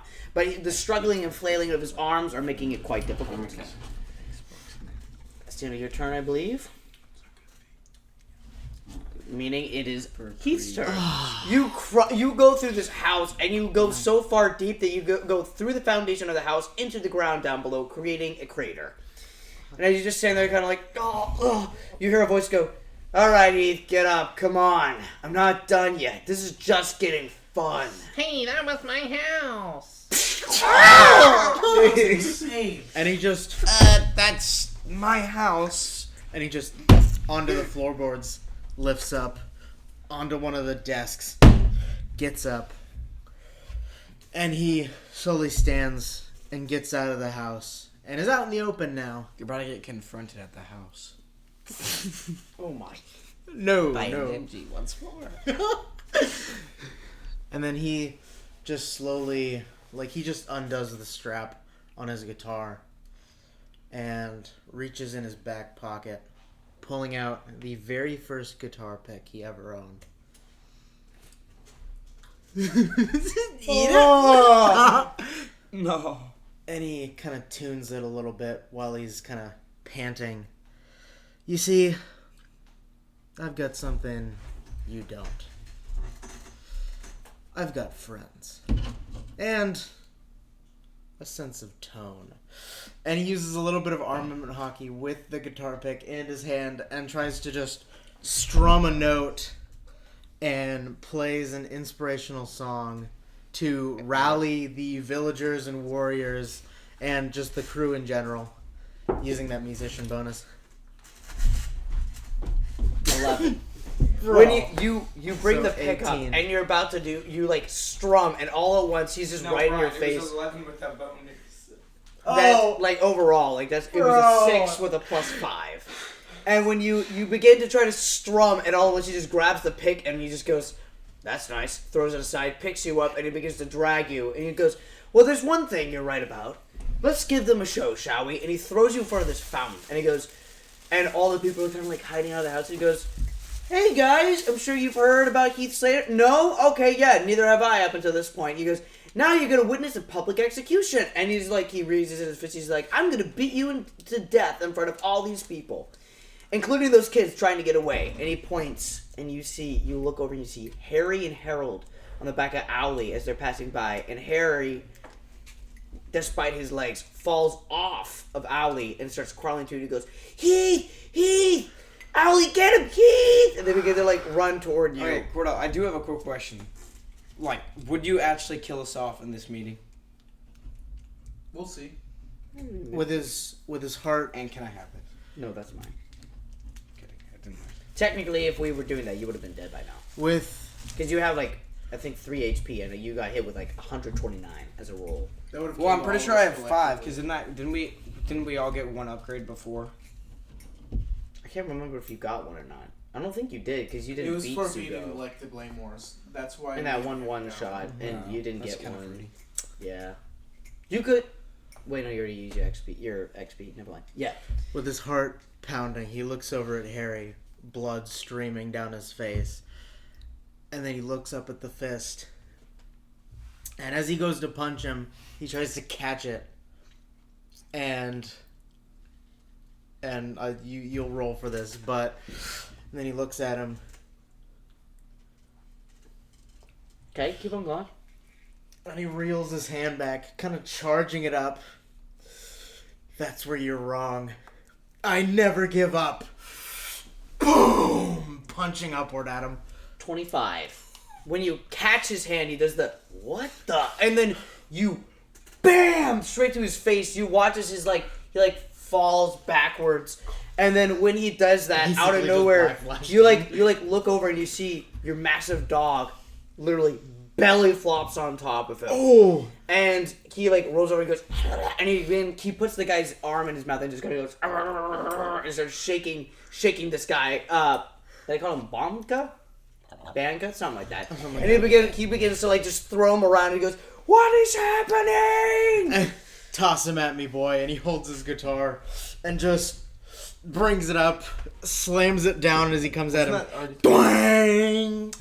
Was that already 3? Yeah, it was. That was my third. Because I rolled for the first one, which was a fail, and then this one. And now... When you rolled the 6. Yeah, 6, and then this roll, and now This one. Yeah, Yeah, 6. this is his Yeah, third. this was his third. 18 plus 5, 23. He swings you in, you smack him down, but With it the doesn't guitar. nearly do as much damage as you want. In fact, it damages the instrument more than him. But, you land a good hit. All right. The sleeping man. This. The other 3 guys, I'm going to roll to see if they jump you, because they would totally try to do that. Yeah. You should do Take that. NPCs because you forgot. To Oh, yeah. Yeah. You could donate your rolls to the NPCs. No. Just do flat NPCs here. Yeah, I was about to say, why would you do that? 5. Yeah, they're dead. They're dead. Malka ran after Cannon, and when he approached Cannon just went, you're a big bruiser, don't want to deal with that, and he threw down this device. And as Malka, because he was trying to chase after him, stepped on it, he got enveloped in this bubble of, like, some sort of weird energy trap. And as he's, like, standing there, he's, like, frozen. He's, like, frozen, and Cannon just pokes him and goes, "Not so tough, aren't you?" And he, like, turns around and goes, "Oh, whoop!" And Apollo comes running in and kind of swings at him and he goes, "Whoa, you got some skill there, buddy." And when Apollo like runs over, he goes, "Whoop, gotcha!" And he throws down another one and Apollo just gets stuck as well. And he goes, "Well, I'd say that's pretty good. That's Now your to first go one. after those kids." And he starts like kind of doing a little jig down the stairs. He goes, "I never get paid enough to be doing this kind of thing. Somebody tells me that those kids are very valuable as like a kidnapping, like, getting money out of it. A ransom. That's it. He goes, "Hey, you 3, take down the old guy. He's like the strongest one here right now. You might as well take him down or he's gonna kill all of you." And the other 3 guys don't do the, "Oh, well, he's got a point." And they all like surround Eric. Gotta pretty much feel them get within my little personal bubble of observation hockey that I have active when I'm asleep. And I'm gonna wake up a little bit. I'm gonna see these 3 and be like, "You guys are still trying? Where's the rest of the crew? Where did they go? Wait, did they lose to you guys? No, that wouldn't make sense." Anyways, I don't feel like dealing with any of you right now. Personally, it's not against you, but you don't meet my standard, But since you guys came here looking for a fight, I'll give you somebody worth your time. Another one of my newest students, actually. Rock! Oh no! Oh! 28. It does the thing where Rock goes, "Yeah," and it does the thing where like he's right behind them with the silhouette with the red eyes, and they do the, "Oh," and they all like turn around and he just kind of does that. "I've been so bored on that shit." Oh no, they're dead. And it literally like, and then like as they do this, they go, the 3 of them like look at, they go, "Wait, what the?" And then like C4 and Tony Kellogg and Boggle walk. Why behind are they Rock. there? They went with them, and they're like, What? they're like, Why? yeah, Rock, you got this. We'll help you." And Rock goes, "No thanks, I got this, guys." They're like, no, we got this. And he goes, "No." I'm just gonna tap Rock's back. You guys handle things here. I'm gonna go save the kids, I guess. And then I'm gonna go after, Cannon? yeah. I'm gonna go after Cannon. All right, Quinn, it is your turn. Is he not going to use any of his rolls? Oh, wait, that's right. You have like He has 5. 5. Yeah. Yeah, what? All right, you walk, and you see like Cannon like walking slowly down to the area. You can see the kids trying to reach Heath. You can use one finger and No, I'm just gonna... pat him. Oh. Tap, tap. Oh! Oh my god. I'm just gonna do like the classic Garp just head punch. Just Hockey, right down on hockey his head. Nope, not confused? even. Not even hockey Just confused? the regular punch. 9. When you do the regular punch, he goes, "That's a problem," and he like rolls out of the way and you hit the ground. And he picks up and he like pulls out like a Tesla cannon from his side. And he just kind of Where's goes, Nikola Tesla? and it crackles with electricity. He goes, "Now look, this is enough taser to take down like 300 bears. So like, you should just chill, man. I don't want to hurt an old elderly He's person. actually a human This is being. liable to make your heart stop. Okay, like I don't want any trouble." You're gonna grab it and crush it. All right. No, he's just gonna casually grab the electrical. He goes, "Don't say I didn't warn you." And he just, as you begin to walk toward, he just kind of goes, he step sides and just shoots you off in the side. The electricity is enough to actually give you a lot of pain, causes you to almost take a knee. As he kind of goes, well, see, that was just one blast. He goes, what happens if I upgrade the voltage? And he begins to like kind of mess around with the gun. I think you got that mathematics wrong. You know, that's a really neat little trinket there, I guess. Let's see. What is it you need to create lightning? I think it's cold weather mixed with a little bit of warm wind. Yeah, I should be able to do that. And I'm going to, pretty much just with my Taki and brute strength, I'm going to punch straight up into the air and pretty much create a wind tunnel to basically force a bolt of lightning down onto where both of us are. Oh, dang. Hockey with you. +5. Try. That was a good try. Dang. Unfortunate. Depending on what it is. 30. Oh, 3! 30 with a +5. I he literally stands there and he goes, That was on me. but that's impossible! And just Goodness. lightning, Dude, lightning bolt. And it does the thing where, like, it's like Sanji when Enel shocked him. He literally is, like, just charred. It's literally. And it's white like pupils. A corner. Like, it's so close to hitting that table, bro. And he just falls to his knees and he just looks at you and goes, oh, you're as strong as the legend say. But I'm not done yet. I saw Barry. Oh no. There's an execution going on. I'm going to interrupt that. I forgot that he had 5 rolls. Wait, who are you hitting? The guy trying to execute you. 25. Oh, you I'm- hurl him into the guy that's fighting him. Mm-hmm. Yeah, Oh. no, after you hit him with the guitar, like he tried to get up, boom, cannon comes flying over. And they both, And Heath is about to do a side move, and he's like, "Whoa!" and then they both go flying into another building as they both kind of like emerge from the rubble. Like cannon holds on to like this thing, and he holds on to the guy as a crutch and gets him and goes. And he just. Oh, wow, he's still conscious. Heath looks over and goes, Is "Thanks, Marshall in the Grandpa." area? I kind of want to keep that one. You don't get to know any of that. Oh, except I do. He just looks over. Thanks, If his Gramps. crew's here, I'm gonna look for him. That you can do that with your rolls. Yeah, I know. It's what I'm going to do. I'm going to find him. How many rolls was that? Like, 4. You have Yeah, you four. have 1 left. yeah, I'm going to save the last one. So you have 4. I'm just going to be like, oh, wow, they're actually conscious. Wonder how the captain's doing. Cook, you observe as Rock and the rest of the crew members are fighting off these 3 guys, and this silent swordsman just is standing in your way as a sole opposition right now. He's an op. I'm gonna walk up to this guy. This is some jackal from One Piece activity. I'm gonna give him a big ol' hug. I'm gonna be like, Are you oftentimes, men who don't speak have the most to say. I know there's a lot on your mind.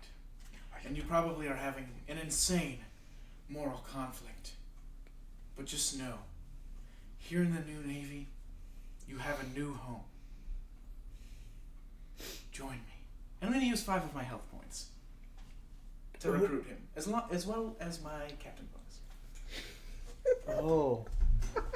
Oh.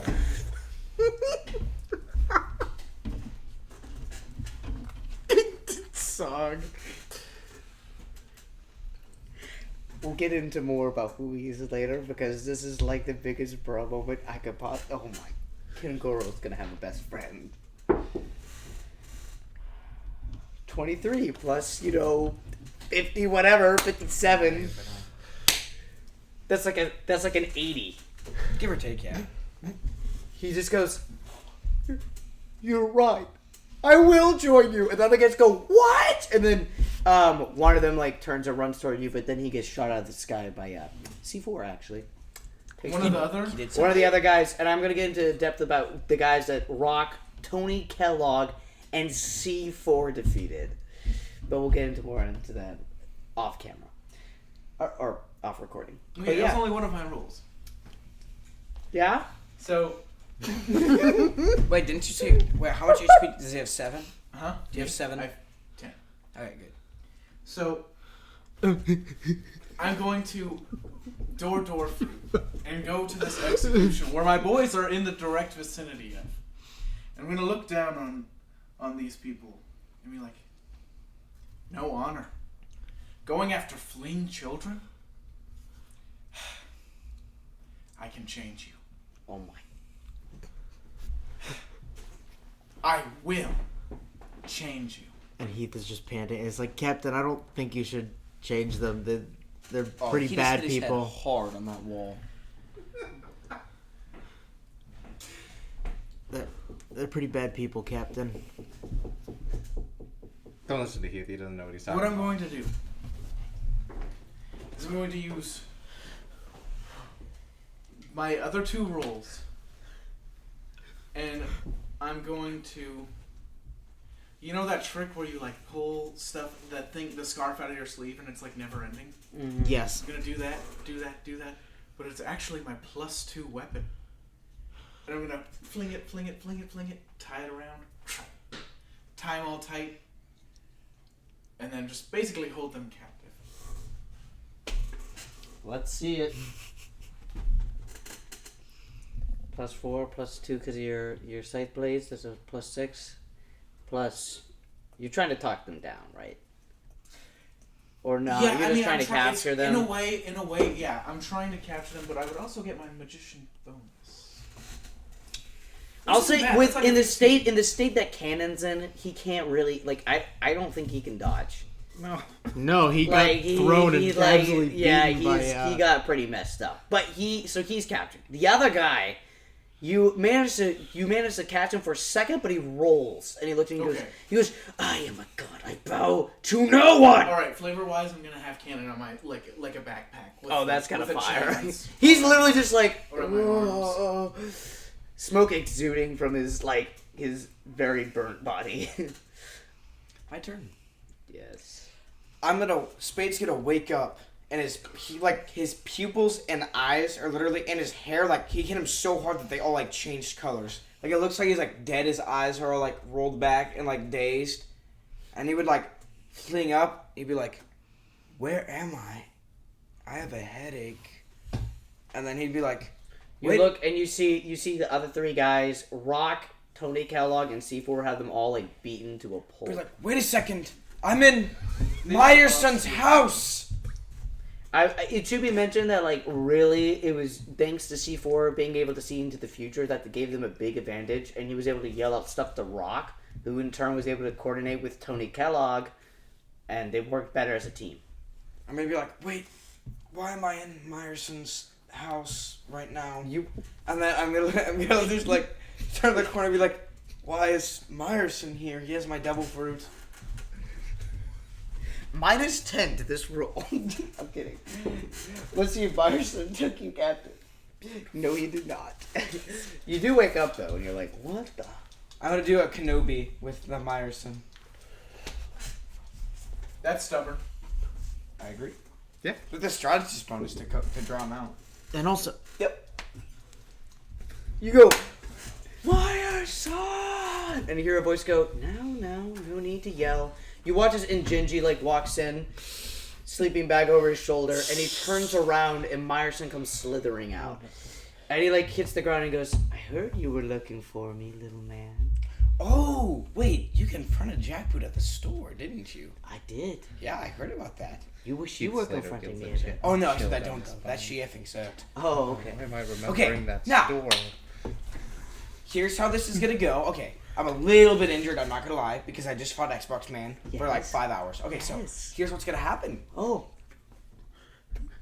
You're gonna die. Oh, no, that's not what's gonna Yeah, happen. I think it is. Okay, but here's the thing, Marson. Okay, you're gonna give me back my devil fruit, Nope. or you're gonna die. Okay, I don't care. Okay. Here's the strategy that I've come up with. You rolled a 16 and you had He wasn't done. No, I was 17 with a +5. That's like a 23. No, That's it a kinda was decent with it was like a 12 with a plus. No, it was you a rolled 17. I promise. I remember. Why would I lie about that? I don't know. I mean, I'm pretty did sure anyone you else got see a the roll? 17 overall. I couldn't see the roll from over here, so. Okay, I fine. couldn't see the I just roll. walk away. You're gonna walk away That from might be it. smarter than him. You walk away and he goes, oh, well, I punch him in the face. You're gonna punch him in the face? Yes. Okay. Just like, oh yeah. With a double boot. Try. Try. Good try. Good try. Perfect. Good try. Good try. Yeah. Same roll, basically. Yep. 8. You literally like throw a punch and it does the thing where he just smacks you and it goes, okay, you gotta be serious. You can't be serious.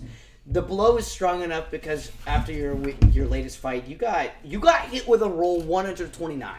That should normally kill a person. But Xbox Man somehow managed to not do that. Well, With and my this- stubborn bonus. The backhand literally just made. Is my stubborn bonus number 3? Three? It's a 2. Oh yeah. That would put you down to your knees again, though. And he just goes, I don't know why you called me out after having a fight with one of the strongest people in this. He wasn't that world. Okay, buddy. Okay. It is not my. Kind of like you. It is my. Kinda like you. It is my. Kinda like you. It is my. Kind of like you. Okay, well, it's my son's turn. And he's gonna sacrifice 530. Actually, yep, exactly. I knew he was gonna do that. I don't know what you want. You literally just were like, fight me. He's like, okay. He doesn't want to deal with you. Oh my just- That was sad, actually. Try. Okay, that's the second one. Well, actually, the first one was just an interruption. Hit your 30. Yep. Same roll. 29. That's the same roll that Xbox Man got. You literally like throw the punch backhand, and when you're on your knees, he literally just goes, "Okay, time for you to go tonight." And he just night, and he just punches you in the face, and you're literally, you're out I could again. care less. They're not. At least they have to sacrifice their life force to beat me. All right, Jackboot. You and John are still going back and forth. He's trying to hide behind pillars, trying to convince you to let him go. What's my bonus for being a tank? What do you mean, like what it entails? What number do I have for my tank bonus? +5. But if I you need wanted to to use use that your more. if you wanted to use your upgrade, you could get it to +7. However, only one of your like classes, so either tank or cook. Or sorry, no. Tank, I think actually is a +3. Cook is a +5. My bad, I got that all mixed. You And could how upgrade many- your tank to a +5. First of all, how much do I have left in terms of bombs? You still have like I think 2 crates, right? Or Yeah, multiple? well, I've got one with me. You got one out of explosive? which I've already taken a thing. There's roughly like 30 explosives in every crate, or 50. There's an exorbitant amount because there's bombs of different different sizes. Okay. Well, I really shouldn't spend all of it. The overkill would be insane, bro. Throws a +20 Well, because stack. this guy is really not important. That's true. He just happens to be here. It would be really funny if you just killed him, though. Yeah, so, alright. John Cabbage. John Cabbage got absolutely incinerated. He just Once, explodes. once again, alright. I'm gonna grab hold of him and say, if you don't like the ground, see how you like the sky. And I'm gonna stick 2 bombs in his pockets and toss him in the air. Oh, dang. Oh my And god. but I don't get a bonus for being a tank. For the other option is Well, no, I kind of used the tank bonus as a way of, Okay. like, demonstrating strength. I'm not tank. Yeah. Well, I'm. It's up to you. Yeah. But if you just want to hurl him up in the Hopefully ring, this will just kill him because I would like to get back to the fight. Yeah, that's understandable. That sounds like He's- a bad roll. It's a 23. Okay. I'm not. This guy is like the weakest person He's you just a could random find. You like, I'm gonna say you just killed him. You just goes Jackboot Whip. He just explodes. He's like a firework. He's gone, bro. He's nothing. But with that, you see the commotion going on over there, The and debacle. you see. You see, well- no more debacles, please. You were like the furthest out, but at this point you can see this guy yelling out and talking about him being a god, and you can see that there's a massive crowd amassing. Okay. Well, I'll run over to where the debacle is happening. Who does everyone appear to be fighting right now? It seems like Captain Cook, his boys, Owly, Beckett, and Heath are all fighting this one guy. I mean, you can't really call it fighting for me. I don't. yeah, really he's look just standing too there. engaged. Beckett is present, but he's not doing anything. Okay. Is there anybody else involved in the fight, or just the one guy who everyone's trying to beat?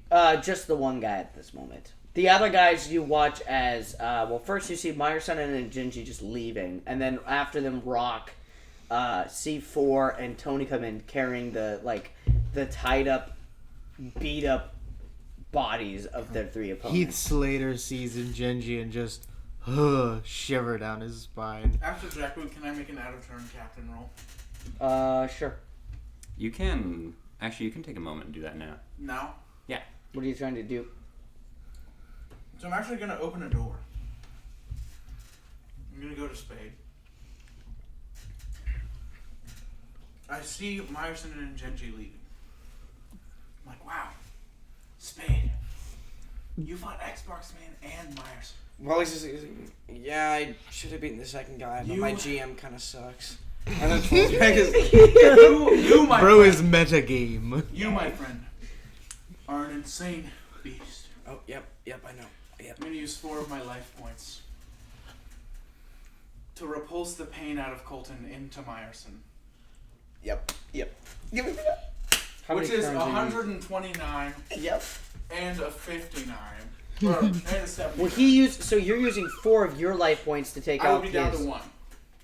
He used 5 to take away his. But so, Xbox Man used 10. And he never fully recovered from getting effed by Xbox Man. That's true. So I'm going to send... I feel like the math is very, going to be really weird. I'm going to send basically 15 30s into him. Oh my. With a plus 40 bonus. This is to Meyerson. And I assume I get a captain bonus because I'm helping. Wait, I'm not done yet. Yeah, but this is Leftovers. out of turn, right? Okay, so 12 plus... Yeah, I mean, you literally watch as Meyerson's, walking, kind of goes... A huge bubble. But, he literally does... Just He does the... You,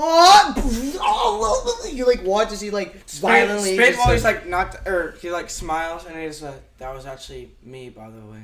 As he kind of collapses and Gingy catches him and Gingy just does the thing where he looks at you silently and then he kind of goes and just gone. I just give him a... He's just gone. Don't wave to him. I mean, yeah, technically you just almost immediately took down Meyerson because he had to use... Actually, wait a minute. You got him to at least past half. Actually, much closer to he was down to a third of his health. You did a good job. That was really good. All right, Jackboot, you got 2 more turns. Okay. Well, I'm glad he's out of there. who's left? Just this guy. The weird god guy. He's Okay. he's still looking pretty fresh despite everything that just happened. We're just gonna JJK jump him. That's actually just what's gonna happen. We're just gonna jump him. I mean, I'm not. I feel kind of sad for the guy now. I mean, look at him. He's weak. He's calling himself a god, clearly out of nothing but frustration and inner sadness for his own existence. Even Heath beat him a little Poor bit. man's gone hysterical. We should. We need to help I this wasn't guy. going to do anything. He's It not would've been- strong at all. It would have been really funny if you got a 30 against Beckett. I would have laughed. Except that wouldn't happen because he's not strong. Colton's He's so not that bad. guy. Hey, Captain, do we really need to lock this one up? I'm not with you guys. Oh, Don't worry. I'm not even I gonna have a notice. plan for you. I'm not even gonna What was notice with Dr. Quinn Wolf left. right now? Then I'm gonna Should turn. look I'm for gonna be Dr. like, Wolf. oh, he's gone. Doesn't masturbated Peter. All right, Heath, clean up the mess. What? What That's do you somebody want rolled me a to 30, do? but I was like, nope. Just clean. I don't know. That guy is still there. Multiple destroyed houses. How do I clean up the guy? You want me to just knock him out? Yeah. Don't worry. I just said don't worry about the guy. I mean, look at him. He's Not the end. sad There's and nothing about distraught. But he's still a threat. He's still gonna try and attack me. Does he have? Has he been? Well, I guess I wouldn't know. Although, can I tell if he has a strong hockey vibe? Oh, he's very proficient. Okay.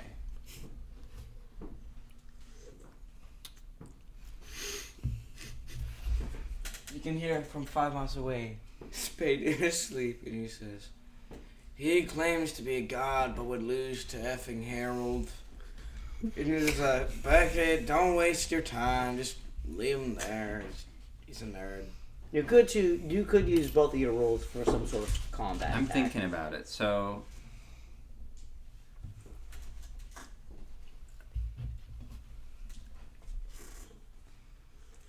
Continue on. You're chilling, trust me. Yeah. I'm just watching. So I'm here and I'm watching the fight go on.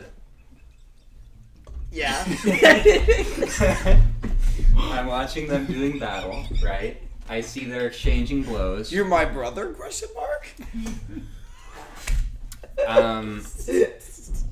Kill me. Okay.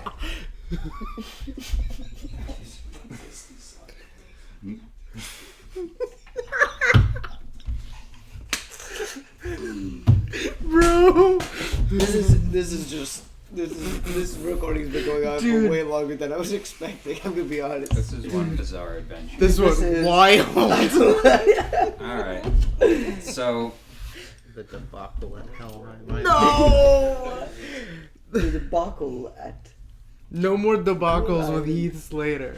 let's see. Well, my job as a tank is to interfere with a fight and prevent people from being killed. Correct. So, I'm going to grab Heath Slater. What? It's like, huh? I'm gonna look him in the eyes. You're here, right? Yeah. Are you- I'm like are right you next okay? to you. Yeah. Okay, you're alright. I'm Okay. fine. He's a little scared because he just got picked up by you. I forget, do you have any devil fruit active? Nope. I have just my hockey and my weapons. Okay. I'm gonna say. Well, first of all, I say I prepared a snack for you, and I hand him a biscuit with jam, Oh, the Manticore jam. and I'm gonna say, eat it quickly, and I'm gonna grab him, and with both my rolls, chuck him at the guy. All right, that's +4 with a +5 chef bonus because you're giving him the food. You're just gonna And then on top of that, that's a tank bonus, and we can throw the insane bonus in there. Let's be honest. Consider yourself transformed and chucked. That is a Yeah. +14. It's a 1, isn't it? No, it's a 15 with a +14. That's a 29. You hurl Heath Slater, who transforms into a manticore, and the guy literally does the "I am the oh my!" and then just gets tackled by manticore. Yeah, and he's just like pummeling him with like the Manticore, front paws of the manticore. Like, All right, this is gonna decide whether or not you can just end the fight right here. yeah. He's Make sure to take him alive. Oh. yeah. I don't know if That might not. I don't be know if I can in possible. this form. The only options are like, Paw, yeah, he's gonna go for a just bunk. How many rolls? All three. I'll just use 2. you should grab your mop. Oh yeah, he's in manticore form. He's gonna grab the mop and use the very strong manticore arms to just slap him in the face with it enough to knock him out. You literally go to do it, and he goes, "I am a god!" And he literally like leaps up and he just uppercuts you, and then he picks you up and he goes, "I would rather die than lose to Heath Slater," and he like hurls you on the ground. It doesn't deal as much damage since you technically would have like an 8, 10, something around there. He's gonna throw the mop at him. I'm so done. I'm using one of my health points too. I have 1 left. I don't care. Oh, you will pass out. No, you have 2. Mhm. You could. So are you gonna use 2 or just 1? Just Good. 1. Okay. 23 with a +10 is a 33. That's it. You literally with He the just last. throws the mop and it hits him with the like It the literally wet just mop. you literally see him as he just goes what the and it just breaks over his head and he literally just falls over. Unironically, his weak point is his bald head. So you managed to KO him, and he just falls over and all the people go yay! He picks the mop back up, puts it back on the guitar, and he kind of stumbles a bit. That was great, guys. Let's get back to the... and passes out. As you guys do this, the villagers surround you guys. They begin to lift you guys up and kind of sing your praises. And as you guys you're standing there, this older looking orc kind of approaches and goes, he kind of salutes you. He goes, "My name is Thrall. I'm one of the elders here, and well, with you managing not only to stop these enemies here, but free us from the curse of the Underdark, and you got rid of the Queen. We are in debt to you, and as such, please join us as we make a mighty feast to celebrate the acts of the new Navy. Sounds good to me. Okay. So, quick roll. I want to see who out of those pirates that we captured will cooperate. I know one of them will cooperate with me, the sword guy. But I want to see who else out of everyone else we captured.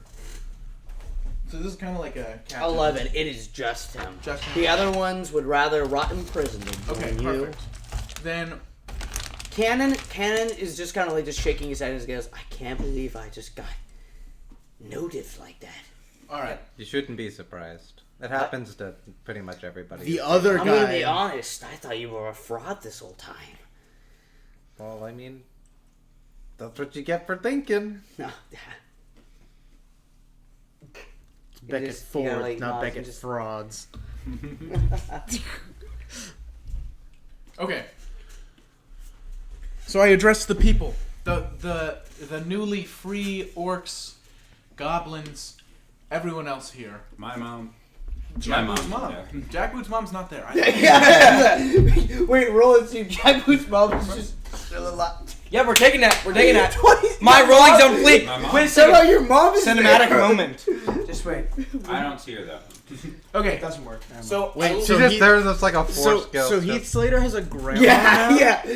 Well, we don't know it. No, it's Oh. you literally like look it like you it would do like the cinematic thing where like it would like zoom out and like force ghosts like your parents are like, that's our girl. This is just the end Not of my dad. Return We have of to roll for Return of the Jedi. Oh, okay. We have to roll for the dad separately. Roll for the dad real. Yep, and it's a 30. no, it's No, it's not. Okay. Your dad is Okay. dead. Well, my mom's there at least. All right. So I Too address the bad about people. my dad. I look at them all and I say, you are now an emancipated people. Do as you will freely. Do not return all this anguish that you have received onto anyone else, but live as a peaceful people. If you can, shine light towards the new Navy. None of you have to join us, but if any of you feel as you could help bring about the cause of justice, please do join. Please do let anyone know. Thrall, if you will agree to it, please be the head of my establishment here. Of course, it would be my honor. Also, should be given. You guys gotta keep the castle. Just make sure you fly one of these. I'm just gonna give him one of the Navy flags. Does a certain He smiles dog... and goes, for my ancestors. I try to be a man of my word. Today, I failed. I promised the Queen that we would be able to free her from this island and that we would be able to get her that crown. I try to be a man of my word, and it seems like this time I lucked out, and it sounds like the Queen wasn't necessarily the best person. Yeah, she was kind of blatantly evil. True. Thank you, Beckett. The crowd just And- nods and they go, and- yeah, actually, yeah. And Heath Slater's awake and he's holding his huge goblet with wine in it. It's like, you guys have pretty good alcohol here. And he's just, Wait, but does a certain dog man with What'd you level do? 36 hockey Smashed show it up? over your head. Why are you rolling for Benny? You can't break But- Let's try. Ladies and gentlemen, Come on. creatures of all kind, I want you to know Huge metal. that you have my word that I will keep this island safe, and that this stronghold set here will be a beacon of light to all the neighboring islands. Peace be with you all. Enjoy freedom. Let's celebrate! And you guys begin to feast. I But assume you in guys spade sleep. Meyer fraud. Meyer Nice. fraud. Well, we're gonna Meyer get to fraud. that because Colton, as you like see the festivities far off, you like walk to the outskirts, kind of like looking at a man, being like, "Man, I come lost." And you hear a voice go, "Spade," and you look and you see Meyerson coming out of the woods, and Genji's like trying to like hold him back, but Meyerson's like kind of shoving him aside and goes, "We're not done yet," and he like kind of goes like this and goes, "We're not done yet. You and me fight for real." He goes, he used to give it though. I'm not gonna use it. I won't use my devil fruit powers. if you drop the needle. Fair enough. And then he's gonna do I that. keep it for safe holding.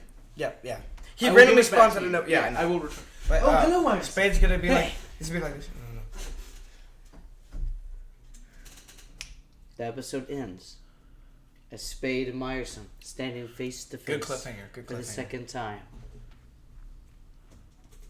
Beckett. As you stand, I assume you're probably resting in your shack.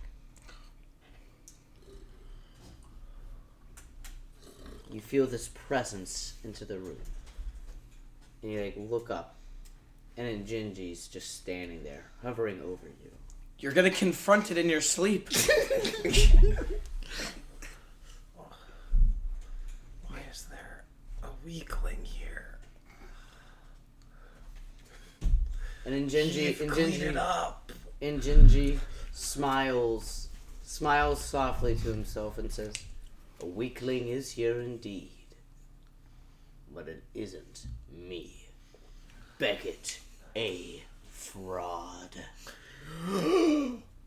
To be continued. Shout out Yagoda and everyone who has made it through this 3-hour recording. Oh, shout out to our sponsor, Raid Shadow Legends, for giving us this opportunity to. We are not Uphold this- sponsored by Raid Shadow Legends. Shout out to whoever my fan is. I love you. Yes. We all know who that fan is. It's actually me. It's actually. Shout out to I totally all have of a the real- all Okay, of end the the recording. Heat Slater Wait. Make sure to click the link on our Spotify channel to our Patreon where we have a 5-minute compilation of Sog panting. Everyone, have a safe night. And don't forget about the lore video. Can't wait for that to drop. Can't wait for. Bye. Get ready for the next drop in the Patreon. We will get Sog moaning. What the heck? We can't. No, throw in the bed in there. Throw in the bed.